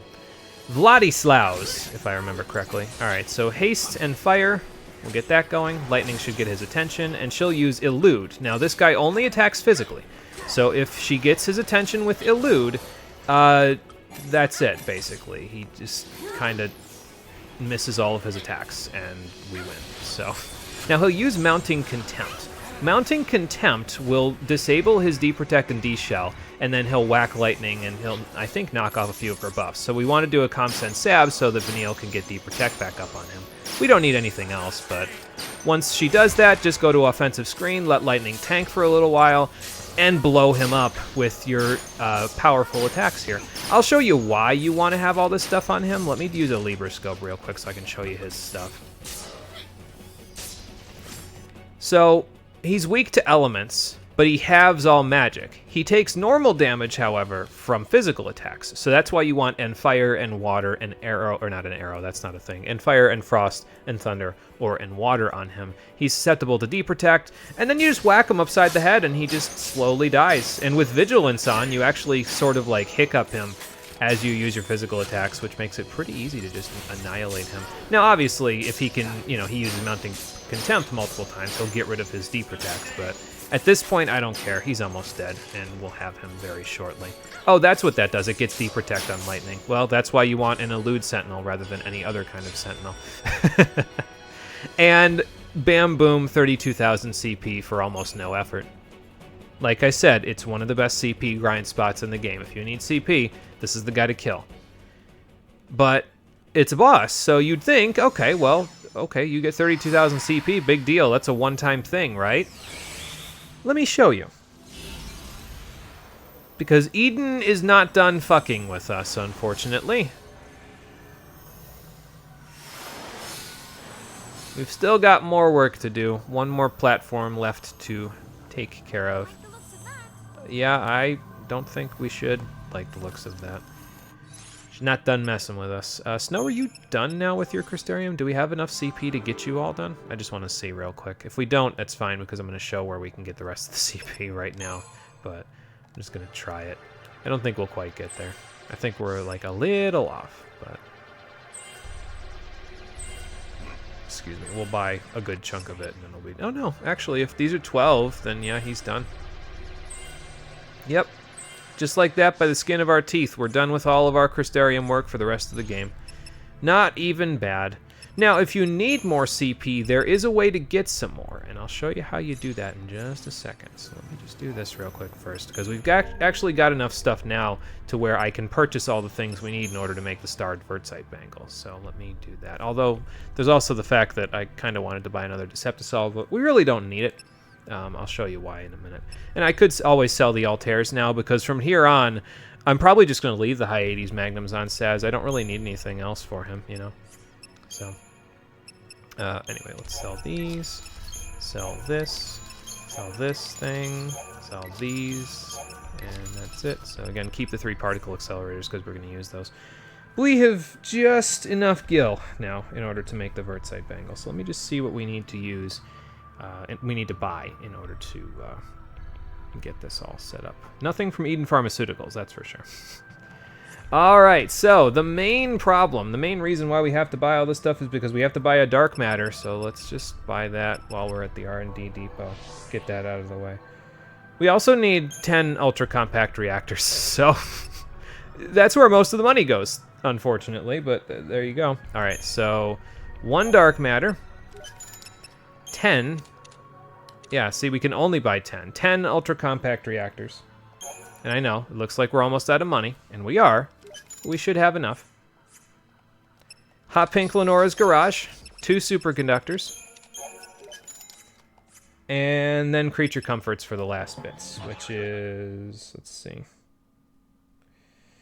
36 Sturdy Bones. 36 Barbed Tails. And 27 Vibrant Oozes. Done. 10,000 gil to spare. We actually needed a little more than I thought. That was close. But we got it. So now we can actually have Saz use the high 80s Magnums as his primary weapon. But first, we need to make an upgrade. So let me make a save real quick, just in case I mess this up. I don't think I'm going to, but just in case. You know. And there's a very specific reason why I wanted to do this, and I'll show you what it is once we actually have the Vertite Bangle fully equipped. So before I do that, let me equip the Altairs again, just so that way we've got everything at base. You know what I mean? Everything's level, and then we can upgrade, and we can show you all of the effect of all of this. And the reason, by the way, why you would want to sell the Altairs at this point is because if you dismantle them, the goods that you get from dismantling them are actually less valuable than just selling the Altairs right away. Although, if you want to, you could always turn them into Tier 3 weapons for Saz if you have a trapezohedron, but it only dismantles into one trapezohedron if you dismantle the total eclipses from the Altairs. So, yeah, it's not really worth it to upgrade it. I would just sell it. So I'm probably going to do that in a minute. But first, the final upgrade that we're going to make in the entire game. Let's get this Adamant Bangle all the way up, shall we? So first things first, just get the multiplier up to ×3, so that's 3630 bones. And then we want to use 4 ultra compact reactors, right? Yes. Okay. So make sure I use these in the correct order. That should start right away. Yep. So that'll get you 1500 HP. Not bad at all, huh? But it gets better, because if you use the dark matter, turn it into a Vertite Bangle, it instantly bumps the HP bonus up to 2430, which is a 930 HP bonus for an upgrade. So it's expensive to get the dark matter, but it's well worth the effort to do. So, but we're not done. We still need to get this starred in order to get the maximum effect. So, we want to use 18 barbed tails. Use those. That gets us the ×2 bonus. 18 more barbed tails. That gets us the ×3 bonus. It also gets us a little extra experience from, using them after we get the ×2 bonus. We want to use 27 vibrant oozes. This will maintain the ×3 bonus when we use the high-end stuff in just a minute. Then, we want to use 3 particle accelerators, 2 superconductors, and 6 ultra-compact reactors in that order, correct? Yes. 3 particle accelerators. Use those. 2 superconductors, and the rest of our ultra-compact reactors, and that should star it right away. There you go. That's a starred Vertite Bangle. That is a starred top-tier Bangle. 3000 HP off of that. Pretty nice. Now, let's show you the fruits of my labor, shall we? With 10,471 gil to spare, let's give Saz the Vertite Bangle. It gives him over 10,000 HP, so this is the only time we'll see HP go above 10,000 in this playthrough. I think Snow caps out at about 9950 from what we've bought. So it's a little unfortunate, but it's not bad either. So, but it goes up a lot higher. Snow ends up with like 30,000 HP once you get everything to stage 10 complete, including all the secondary rolls. So anyway, Vertite Bangle gives him 11,500 HP to work with. XIII's Magnums cut that amount by 40%. What do you get when you get 40% of 11,500? I'll give you all a chance to do this on your phones, on your calculators. You have 10 seconds. 10, 9, 8, 7, 6, 5. Get the drum roll ready. 2, 1. Nice. Yeah, remember when I said that 10 HP from Medic that we bought was going to be important? That's because by setting my HP up exactly 10 more and having this combination of weapons and accessories on, we can have exactly 6,900 HP for Saz. Doesn't get much better than that. But yeah, now with this combination, the XIII's Magnums and the Vertite Bangle, Saz will have the second least amount of HP out of your entire party for the rest of the game. But he'll also have the second highest strength out of anybody in your party for the rest of the game. As a matter of fact, right now he has the highest strength, if I remember correctly. Let's see. Yeah, he's only a little higher up than Fang. She gets more strength than he does, even with the Calamity Spear equipped in Stage 10.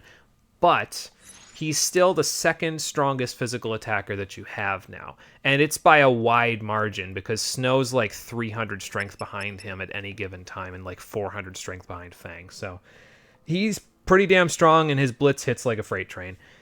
Has low HP, but it's manageable now. As you can see, everybody else except Hope has more HP than him, but he's not exactly squishy either. So there you go. Saz is broken now. Use him to your heart's content. All right. So now that Saz is broken, let's, well, we already really tested the high 80s Magnums out against Ladislaus, so let's go show you why I'm still worried about Ladislaus, even though we just killed him. Because if we go back to Eden over here, they'll put up the final challenge for us before the last boss that we're going to fight here. And it's Pick a Path again, because of course it is. Why wouldn't it be? But one of the paths is a little less obvious. Okay, so you can see the platforms over to the right of us there. Those platforms, you walk up them, and not only do you have to fight Sanctum Templars and a whole bunch of other stuff, but all the bosses we've been fighting in here so far, Ladislaus, Spandersnatch, Jabberwocky, they're just regular enemies on the ramp now. So there's treasures on the way. One of them is worth 3,000 gil, and we can get it without a fight. Another one's worth 5,000 gil, and we, I think, have to fight in order to get it. I guess I can go get both. I think it's like one of them is Ladislaus and Sanctum Templar right here, which is not much fun, but we might be able to do it. We might be able to do it with Fortisol and Aegisol is probably what I should have said. Let me think. What am I going to use Fortisol and Aegisol for after this? This fight, the next boss fight, and then the final boss fight. Yeah, okay, so that's it. We've got 3 of them at this point, so we may as well use them, right? Yeah, we've got 3 of them, so we may as well use them. Alright, so let's do this fight so we can get the 5,000 gil. Once you get the 5,000, you don't have to go any further up the ramp. There's no more treasures after that, so don't worry about it beyond that. Alright, so we'll let Lightning tank Ladislaus while we get rid of the Sanctum Templar. So. Over here. Although I probably should have stuck a Ravager in here somewhere, honestly. But whatever, it's fine.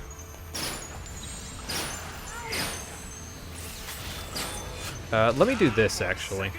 Let me get N Frost, I guess, on myself and on Vanille. And then we'll go Dirty Fighting, so she can reestablish any debuffs that we need. Thankfully, his slash attack, Ladislaus, that is, does not have any AoE on it. That's kind of nice. Alright, and then let's switch to Offensive Screen now. Get rid of this guy, and then start working on Ladislaus.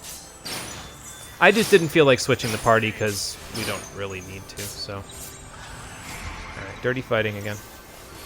By the way, Lightning will get access to counter at stage 5 of her Sentinel board, her Sentinel Crystarium, and at that point she's basically just any of your offensive tanks from Final Fantasy X that can get evade and counter on their weapons. It's kind of funny, honestly, to watch it happen, because she'll dodge a ton of attacks and then she'll just counterattack. It's pretty fun. Does pretty good work for us, honestly. If she gets hit again, though, I'm probably going to use Renew, because we have another Ether Sol, and I won't need it for anything else after this. As a matter of fact, we get another Ether Sol right before the final boss fight, so. Alright, we're going to use it in a second, I think, because she might not be eluding while this guy does that. Oh, no, never mind, she got it off just in time. Good. Alright, so. Go ahead and get D-Protect up on him, Vanille. I'm not really worried about D-Shell. Get that first. And then once you get that, okay, offensive screen, finish him off. Do we have the ends anymore? No, we don't. That might be why this is taking so long, is because I don't have N Fire and Frost or N Water on it. So let's put those back up. Nope, Lightning's dead. That's not good. I'll have to get her up in a second. There we go. Switch. And beat him up. I actually don't even need Lightning to provoke him, honestly. He'll be dead in 2 seconds anyway. Probably wasn't a 5-star. Oh, it was. Okay, never mind. But yeah, 35,520 CP for that one fight. There's the pair of Skite that Sanctum Templars can drop. Ladislaus gives a lot of CP. And the funny thing is if you... There's another way that you can fight him besides just what we did here. You can go up this ramp further, and you can fight Bandersnatch and Jabberwocky up there again, if you want to, for some godforsaken reason, because why would you want to fight that fight again? I mean, honestly, if it was me, I'd just use Bahamut again because it's just way easier to do than try and do it the other way. However, let's never make the claim that Eden is not a fan of accessibility, because there is, in fact, an express elevator for people who are not able to climb the ramp. You still have to fight Bandersnatch and Jabberwocky, though. Sorry to say. So I guess yes, there is accessibility options, but probably if you can't walk up the ramp, you probably still can't beat Bandersnatch and Jabberwocky. That being said, there is another option, because if you go up this side, there's another express elevator that's completely off the map that leads to the left side of the top platform. You have to fight Ladislaus by himself again up here, but as we saw previously, that's a lot easier to do than, well, trying to refight. I mean, honestly, refighting Bandersnatch and Jabberwocky isn't that bad because you just Fortisol and Aegisol and then blast them, but this one's very simple. I already showed you how to do it. I'll show it to you again. Over here. You get haste and an end skill on Vanille, and a haste and an end skill on Saz. You get bravery and vigilance on both. You let Saz take any one hit at the beginning of the fight because he'll probably take that hit. And then you switch. I probably should have switched to Strategic Warfare so Vanille could start getting some damage off on him, but now we can just go straight to Dirty Fighting and start going on Blast. She'll reestablish Protect. I guess she wanted to get Fog on him first. That's fine. And then go Offensive Screen. And if he uses Mounting Contempt again, we'll just go back to Dirty Fighting and let her reestablish the debuff on him. But the Tetratic Tiara that Lightning has kind of allows her to... it draws a Mounting Contempt out of Ladislaus. Although I think he uses it anyway, even if you don't have buffs up. But that way she's not, like, debuffed completely when he attacks her at the beginning, you know? So... she won't get Deprotect on herself unless you take too long in the fight, which I did the first time, but this time not so much. There's 1 minute and 1 second. And by the way, if you go back down at this point, so, you know, I might even show it, just so I can show you what you can do. If you go back down the elevator after fighting Ladislaus there, he won't respawn immediately as soon as you go down the elevator, but if you walk all the way back over here, as my party descends the ramp just now. Thanks for teleporting to the battlefield, guys. That's helpful. But if you go all the way back down the elevator from Ladislaus, you make a circle around the save point, and then you go back. So let's just go back to the express elevator and go all the way back up. And I will show you. I think I timed this previously, and it takes about 2 minutes and 15 seconds of real time in order to get back to this elevator after making a circle around the save point, going all the way up, and then he respawns. So you can kill him again for 32,000 more CP. So at 2 minutes and 15 seconds, 32,000 CP, that's pretty damn good in terms of the... return on investment there. I can do the math in just a second once I've actually done this part, so let me just actually get this all set up so then I can do the math, and then we'll be good. Just get this on you, get this on me. By the time I do that, he'll mount in Contempt, and then we can go to Dirty Fighting. There we go. And this is basically exactly how the fight plays out every time. It's 100% consistent, just do exactly this, and I mean, Lightning, there's a very small chance of her dying. Just get Deprotect up and then just let her elude. And I mean, I guess she could get really unlucky, but honestly, every time you hit this guy with Vigilance and an end spell on your physical attacks, he'll just hiccup, and then he won't even do anything. So Lightning doesn't have to elude all of his attacks. He barely attacks with this strat. And you don't have to stagger him. You don't got to do nothing. Don't even worry about it. Just do it this way. Brute force your way through it. You're fine. No problem. By the way, the reason why you might want to do this is I would actually recommend going into the post-game when you unlock Stage 10 after beating the final boss with 240,000 CP to spare.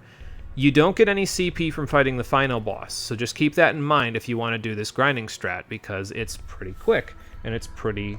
well, it's not even pretty consistent. It's just plain old consistent. You just do it, and that's it. Okay, so we've got 60 minutes 2 minutes and 15 seconds is 135 seconds. So 60 times 60 is 3,600 divided by 135. You can fight this guy 26 times in an hour. And without the growth egg, that's 832,000 CP per hour. Like I said, probably the best method of CP grinding in the game. It won't get you any good spoils. He only drops the Seath Tears and maybe it's Tear of Remorse and Tear of Woe. The tears, basically, and they sell for a maximum of 110 gil each, but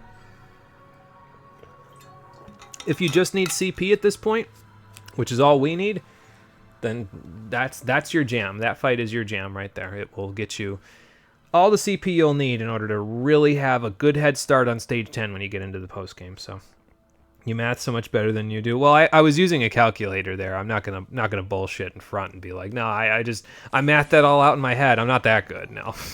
Yeah, I was using a calculator to do the seconds and then the division there. So now, is there a save point here? Oh, yeah, I forgot about this fight. Okay, well, we'll deal with this fight as well, I guess.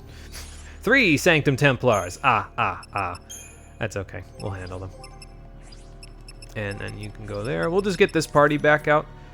And did I use my last Deceptisol? I think I used my last Deceptisol. Well, I guess we're doing this the hard way then.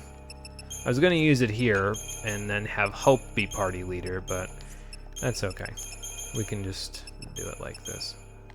Although I suppose Snow won't be able to get fog on them if I use Sentinel here, but we can just kind of like do this and this. Hell, I might even do 3 Saboteurs, honestly, because D Protecga and D Shelga could work pretty good against these. Well, yeah, but then what does Lightning do, you know? So, nah, we'll just leave it as it is there. And, I'm just trying to think if I want to do anything else. I might be able to use an Ether Sol and summon Odin or something like that. Or, what else could I do? You know, I've got an idea. Hang on. I'm going to do the 3 Sabs. I'll tell you why. Because I'm going to summon Alexander. I don't actually know if Alexander will work very well on these guys, but I do know that Alexander is... he has the most HP out of any of your Eidolons, or the most SP out of any of your Eidolons at the moment. But on top of that, he's also able to provoke enemies very efficiently. So, like, I feel like it'll be pretty easy to just do that, provoke the enemies, and then go from... You know what? I'm actually just going to give you back the sprint shoes. I don't think we'll need them, so I'm just going to give you this. And we'll go from there. Let me start us in aggression so that we can get some stable gauges here. And do I need you? Yeah, I've already got Saboteur on, so I can get D Protecga and D Shelga up. Although I don't really need to get them up, do I? Because I can just get that up with Alexander's Gestalt. So let me just do this again. Just leave it all the way it is. So then I don't have to worry about it. Alright, I'm just trying to look for good ways to get rid of all my aerosols by the end of the game, I guess, basically. And that's it. Alright, Hope. It's time, buddy. You're up. You know what to do. Let's see if it works. This is the last fight before the boss fight, and then once you beat the boss fight, you can go straight to the final boss, so... Here we go!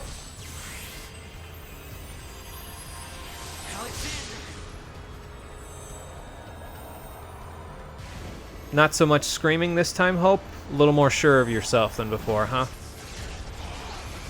Not shouting to the heavens because you're so friggin' scared right now. Which would be understandable, but... We need your strength. To be fair, Hope's been kind of carrying us in terms of, like, no, let's all keep our heads in the game for a while now. So... Alright, so we got them all staggered up. Let's keep Firaga-ing. I actually don't know if I'm hitting all 3 of them at the moment. Well, I will now, but... Okay, there we go. I guess that guy got... Okay, I didn't realize he was so close to getting staggered. Cool, thanks. Alright, these guys don't quite have it. I'm just gonna Gestalt, honestly. I don't know if it'll kill them, but we should be able to beat them up after this. Man, the Eidolon summon animations are dope. Yeah, they did a really good job with all of the summons, the transformations, and everything. It's just very kinetic. I really enjoy them. So... Alright, Retributive Blast. Here we go. gonna blow this guy up. He's got the stagger bar, so I might as well, you know. I decide my fate. Oh, the other guy's staggered too. Well, we might get rid of 2 of them. We might only get rid of 1 of them. I'm not 100% sure yet, but we're gonna find out in a second, because in a second we'll be out of Gestalt points, and we'll just Divine Judgment them. So, all right, here we go. No holding back. I don't know if they're weak to anything, though, so this might not do a very large amount of damage, because we don't get any multipliers on it. Okay, well, they're still alive. But that doesn't really say much, honestly. Yeah, you know what? Sure, why not? I was gonna Last Resort, but this works too.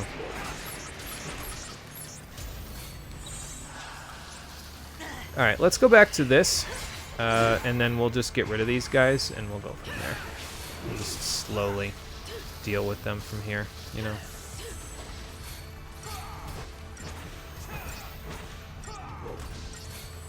They're all weakened at the very least, so it shouldn't be too bad to get rid of them from here. That's the coolest animation for an Eidolon living. Yeah, I love him just kind of hanging on as he goes. Like, that's pretty great. So, oh, I do have 2 points. All right, cool. There we go. I don't even have to switch into a Kiraja. I could, but I don't have to. Yeah, guys, get some stuff up here so we can actually get moving. Okay, let's go Relentless Assault. I think they might have gotten Fog on the other guy, so that's pretty good. We could probably get rid of this guy now.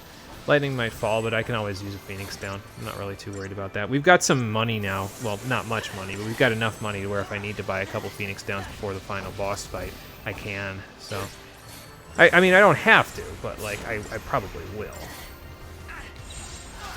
Alright. Go here, because you guys need to get Fog on him, if possible, before we get blown up like that. Okay, well. Phoenix down to Go-Go. Maybe I go Combat Clinic, actually.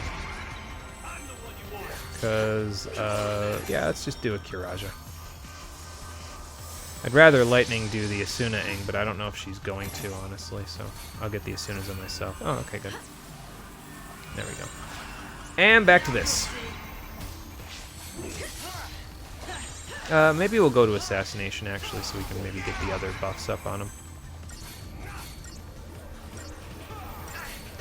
I don't think I'm getting a good rank for this fight. But that's okay. We don't need a good rank, we just need to get out of here. Of course, I'm saying that, but, like, the next fight is the definition of we don't need a good rank, because it's hard to get a good rank. I did get a good rank on it, but you have to be really finicky with how you do the fight in order to get a good rank on it. I actually forget exactly how I set it up, but there's a way to do it where you, like... You basically get him in one stagger. Okay, we got a 5-star anyway, so I guess it doesn't matter. But yeah, you can get the next boss in one stagger, and that's actually important because of the fact that the next boss is really annoying if you don't get him in one stagger. So I'll see what I can do here. We'll have to switch the party around in order to get it. But that's it for random battles. No more random battles after this unless you decide to go back through the dungeon. The final boss is right after this boss, so no more treasure. We got all the treasure. So that's it. Oh, I never sold the Altairs. I'm not going to need these anymore, so there you go. I guess I could have bought the Deceptisol if I had gone back down, couldn't I? Oh, well. It's fine. And, yeah, I think that's it. We just need to set up the party for the next boss fight, so we'll get the boss fighting party out. We'll have Saz in the party as the party leader, so he can blitz with the Hyades Magnums equipped. If you didn't get enough of him blitzing when we fought the turtles, well, we get to do it again. So, let me see. How do I want to do this? So, we need to...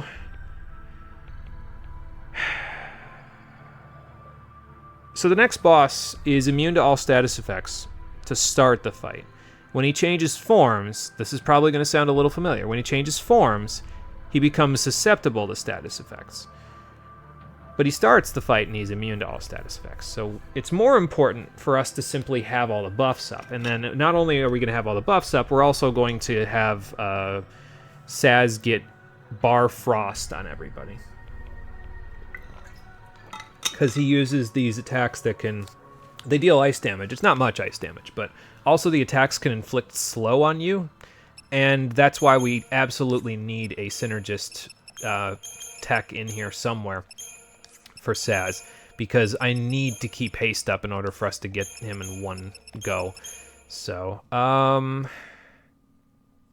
yeah, honestly, I think that's good. I think that's all we'll need. We'll start in Decimation, and no, you know what? Actually, that's not good. Let me, set up a second aggression, actually, just in case we need to switch and do that. And this is another one of those cases like Dahaka, where you're going to want Saz to use magic at the beginning, even though he's far more powerful physically now, because you want him to be as close to the boss as possible when he attacks. So that's what we're going to do. Do I want to do a Sen here? No, not really. I think we're fine without a Sentinel. Let me just make sure everybody's equipped to the teeth here. Yep, we're armed to the teeth. Excuse me, Fang and Vanille aren't... Their weapons aren't most ideal things to use right now. Because, well, they're used for debuffing, and ideally, if we do this fight correctly, we won't be debuffing anything, but we'll see what happens. Alright, save again. Fight this fight. And then off we'll go.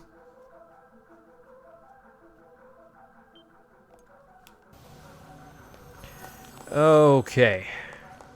Here goes nothing. The reason why I'm trying to prep properly for this one is because this fight is really, really annoying if you don't do it the way that I'm going to make every effort to do. So we're going to try our best to not have it be really, really annoying. I don't know if it's going to work, but I'm going to do the best I can. Back on the set at NBC. What's the fight this time? Oh, good. It's the Proudclad again. A boss so not nice, we fought it thrice. Although this time, it's the Tiamat Eliminator. What's the Tiamat Eliminator? It starts in the aerial form of the Proudclad, so he's immune to all status ailments. When he goes on the ground, he becomes susceptible to status ailments. I probably should have done a couple of saboteurs in one of the paradigms here, so that in case we don't get him in one stagger, I can actually, like, debuff him. But if I need to, I'll just retry and do that, but I don't think we will. Either way, there's ice grenades. We want to get Bar Frost up on, well, everybody if possible. Tail Hammer can inflict imperil on you, which is not much fun, but that's what the Bar Frost is for. It kind of offsets imperil, basically, so that's really all we need it for. But we just, the idea is that we don't want to get hit by ice grenades too much, because ice grenades can inflict slow, and we don't want that at all. So, yes, as creep as close as you can to him. If he gets imperil on us, that's actually fine. Like, I don't care if he gets imperil on us. I do care if he gets slow on us. I'm going to have to go back to Synergist and reestablish haste, because we absolutely need haste on everybody in order to kill him in time. So I'm going to go back right now, because I need to get it up on at least Fang. So, okay, everybody else has it, so back here. I'm just going to hit Cold Blood, honestly. Alright, do a Cold Blood. Everybody's got haste. We're still good. Vanille doesn't have haste. That's unfortunate, but it's too late for that. That's the wrong thing. 2 blitzes, thank you. And just blast. I'll do one more, and then we'll switch to aggression again, and then just keep switching and keep doing the best we can with the damage we have. And hope for the best. We might be able to get him in one stagger, judging by the fact that we've got him where he is, and we have one more refresh after this before we will lose the stagger. So I think we'll be okay. Yeah, we'll be okay. If you don't do this, he'll go on the ground, and when he goes on the ground, it's basically a very similar fight to Proudclad. It's just that the target time is so low. Again. Not like Proudclad 2. Proudclad 2's target time was, like, fine. Tiamat Eliminator's target time is really low, just like the Haka. So if you don't do this as quickly as I just did this, you are going to have a very hard time 5-starring that fight. But we did it. That's it. That's the last boss before the final boss. No more enemies, no more bosses. It's just us and Bartandalus now. You know, unless you decide you want to go back and do more missions, which you can very well do. I'll show you how once we get out of here. We also got an Imperial Armlet from him, which will sell for a nice chunk of gil. It resists all damage. It's the upgraded version of the Royal Armlet, so I guess it's nice because you don't have to use the Royal, like upgrade the Royal Armlet if you want that way, but I don't know. I'd rather just use the General's belts Friends all right? and the Don't Witch's you go turning bracelets. Seath on me, you hear? Not after we've come this far. See, that's what I mean, though, right? Like, Fang is resolved to move along, so why is she having doubts in the cutscenes? You know what I mean? That doesn't make any sense. But I guess being scared proves I'm still human. Unless they want to use it for some story beat that doesn't really track well. I'll have enough time to shout about it tomorrow, so... But for now, let's step into Bartandalis' office, shall we? The principal will see you now. God, it's bright in here. Freaking me out, man. Place is too clean. We've been in Pulse for so long that a place like this being this laminated is like, okay. I don't know. It's funny, though, because, like, it's freaky, but not in the way that most final hallway to the final boss fight areas are freaky. It's freaky because it's, like, the opposite of what you'd expect it to be. It's very clean. There's nothing really going on in it. It's like stepping into a hospital, right? Which is about right, because I'm about to put on a clinic, but, you know. If you warp back here, you'll go all the way back to the entrance, like the starting platform where Eden first showed up. And then if you want to go back to Pulse, or you want to go back to Leviathan Plaza, you can do that from here. So there you go. Excuse me, Vanille. Alright, this is the final save point in the game, but before we do that, I'm going to step a little further into the office, because if you go past this second waiting room here, which there are chairs here, this is a waiting room. You can grab the last treasure chest in the game, which is, obviously, an Ether Sol. Here in the Narthex. So there you go. That's our last Aerosol, besides the Fortisol and the Aegisol that we have. I'm going to use it now. You don't have to. I don't think we're going to need the well, we will need the TP because I'm going to cast Renew in the final boss fight. But this way we're out of aerosols by the end of the game.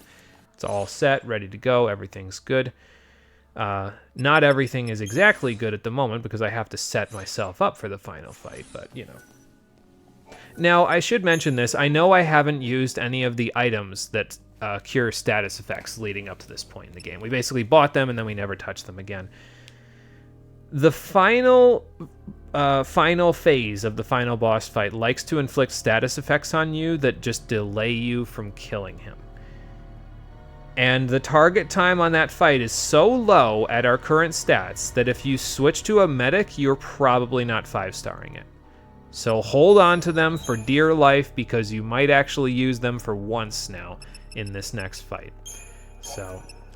let's get up to 15 Phoenix Downs. I'll sell the stuff that we don't need. We need the Fortisol and the Aegisol, and I'll keep that other stuff, and we'll be good. Anything here I don't need? Yeah, the Imperial Armlet. I'll take a cool 50,000 gil for no work. That's great. Leave all that stuff. And by the way, at this point in the dungeon, it was after we first fought Bandersnatch and Jabberwocky, but after that point in the dungeon, the Scarlet Titan perfume grind that you could do against the sacrifices, I think is gone now. Like, if we went back further in the dungeon... well, I guess we can look, actually, because, like, we can teleport to that part, and I can see why it's gone. I've been told it's gone before, but I've never actually gone back and checked why for myself. So I think I'm going to go back and look, honestly, because we're done for the day. This is where I'm going to stop, but I kind of want to see, like, okay, why is it gone? Can you just never use it again, or... what's the sitch here? Let's find out.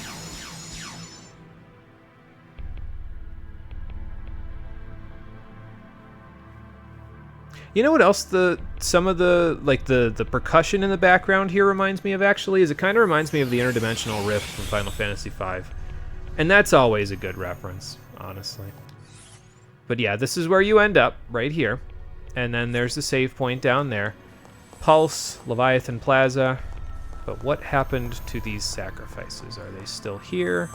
Were they bullshitting me? They're still here. I think I know what the problem is, though. There's no platform to respawn them. Yeah, that's the problem. Okay, yeah. So, like, normally there was the platform that led down that way so that you could go down the ramp and then come back up and they're respawned. It's gone now. So that's why you can't do the sacrifice farming method anymore, because this ramp doesn't do it. You'd have to leave the area, probably go to the narthex and come back in order to respawn them, and that's not nearly as fast as the other methods, so... At this point in time, if you've gone all this way into the final dungeon, if you need money, it's probably best to go do one of the two methods that I mentioned doing, either mission 24, where you get a Moonblossom Seed guaranteed for, at this point, like 15 seconds of work, or you go do the Adamant Tortoise farming for mission 63, where for 12 minutes worth of work you get a guaranteed gold nugget with a chance to get a platinum ingot. It's not going to... Neither one of those is going to be as fast of gil grinding as the Scarlet Titan perfume from the sacrifices at the beginning, but yeah, if you get lucky, it might be just as fast considering the platinum ingots, but that's if you get lucky. So the Rift isn't as bad as when you were younger, but it still haunts you. Yeah, no, the Rift is... It's a very interesting location, and there are a ton of bosses to fight. I think it's really cool. I do think it's scary as to approach, but I do think it's a really cool final area. So, all right. And speaking of the final area, like I said, we're done here. That's going to do it for today's episode of Final Fantasy XIII, the Stream Edition. Our setup is as it will be for the remainder of the game, with this exception, I suppose. Although I would keep the Whistlewind Scarf that we unequipped on Saz to put the Wurtzite Bangle on, because once we beat the game and unlock Stage 10, we can get the 4th accessory slot for everybody for 240,000 CP. I think I mentioned this previously, but if I didn't, that's what the 240,000 CP is for. It's to buy the 4th accessory slot for everybody. You get that, you can have 4 accessories equipped, then Saz can have the Whistlewind Scarf back while still having all of this cool stuff, like 3,000 more HP to offset Silk Tiger and the resistances. So that's nice for him. It's pretty powerful effects, gives him general resistances, so he's good in most boss fights. And he'll be very effective in the postgame, unlike how he could be, where he'd have the lowest strength and magic of anybody in the party while still having the second highest HP. Either way, he's very effective in the postgame that way. All I need to do now is set up my paradigm so we can confront Bartandalus and save the world on the finale of Final Fantasy XIII, the Stream Edition, which will be happening tomorrow at 7 p.m. Eastern Standard Time. So, thank you for watching, everybody. I appreciate you coming out to Twitch and YouTube to check out the stream. And I will see all of you on the next one, which, as I said, will be the finale tomorrow at 7 p.m. Eastern Standard Time. Until then, everybody, take care and have a good one. Alright, Saz. Time for a battle plan. Let's figure out the best way to shoot this guy to death. I mean, we're in a waiting area anyway, so might as well make the most of our waiting time, right?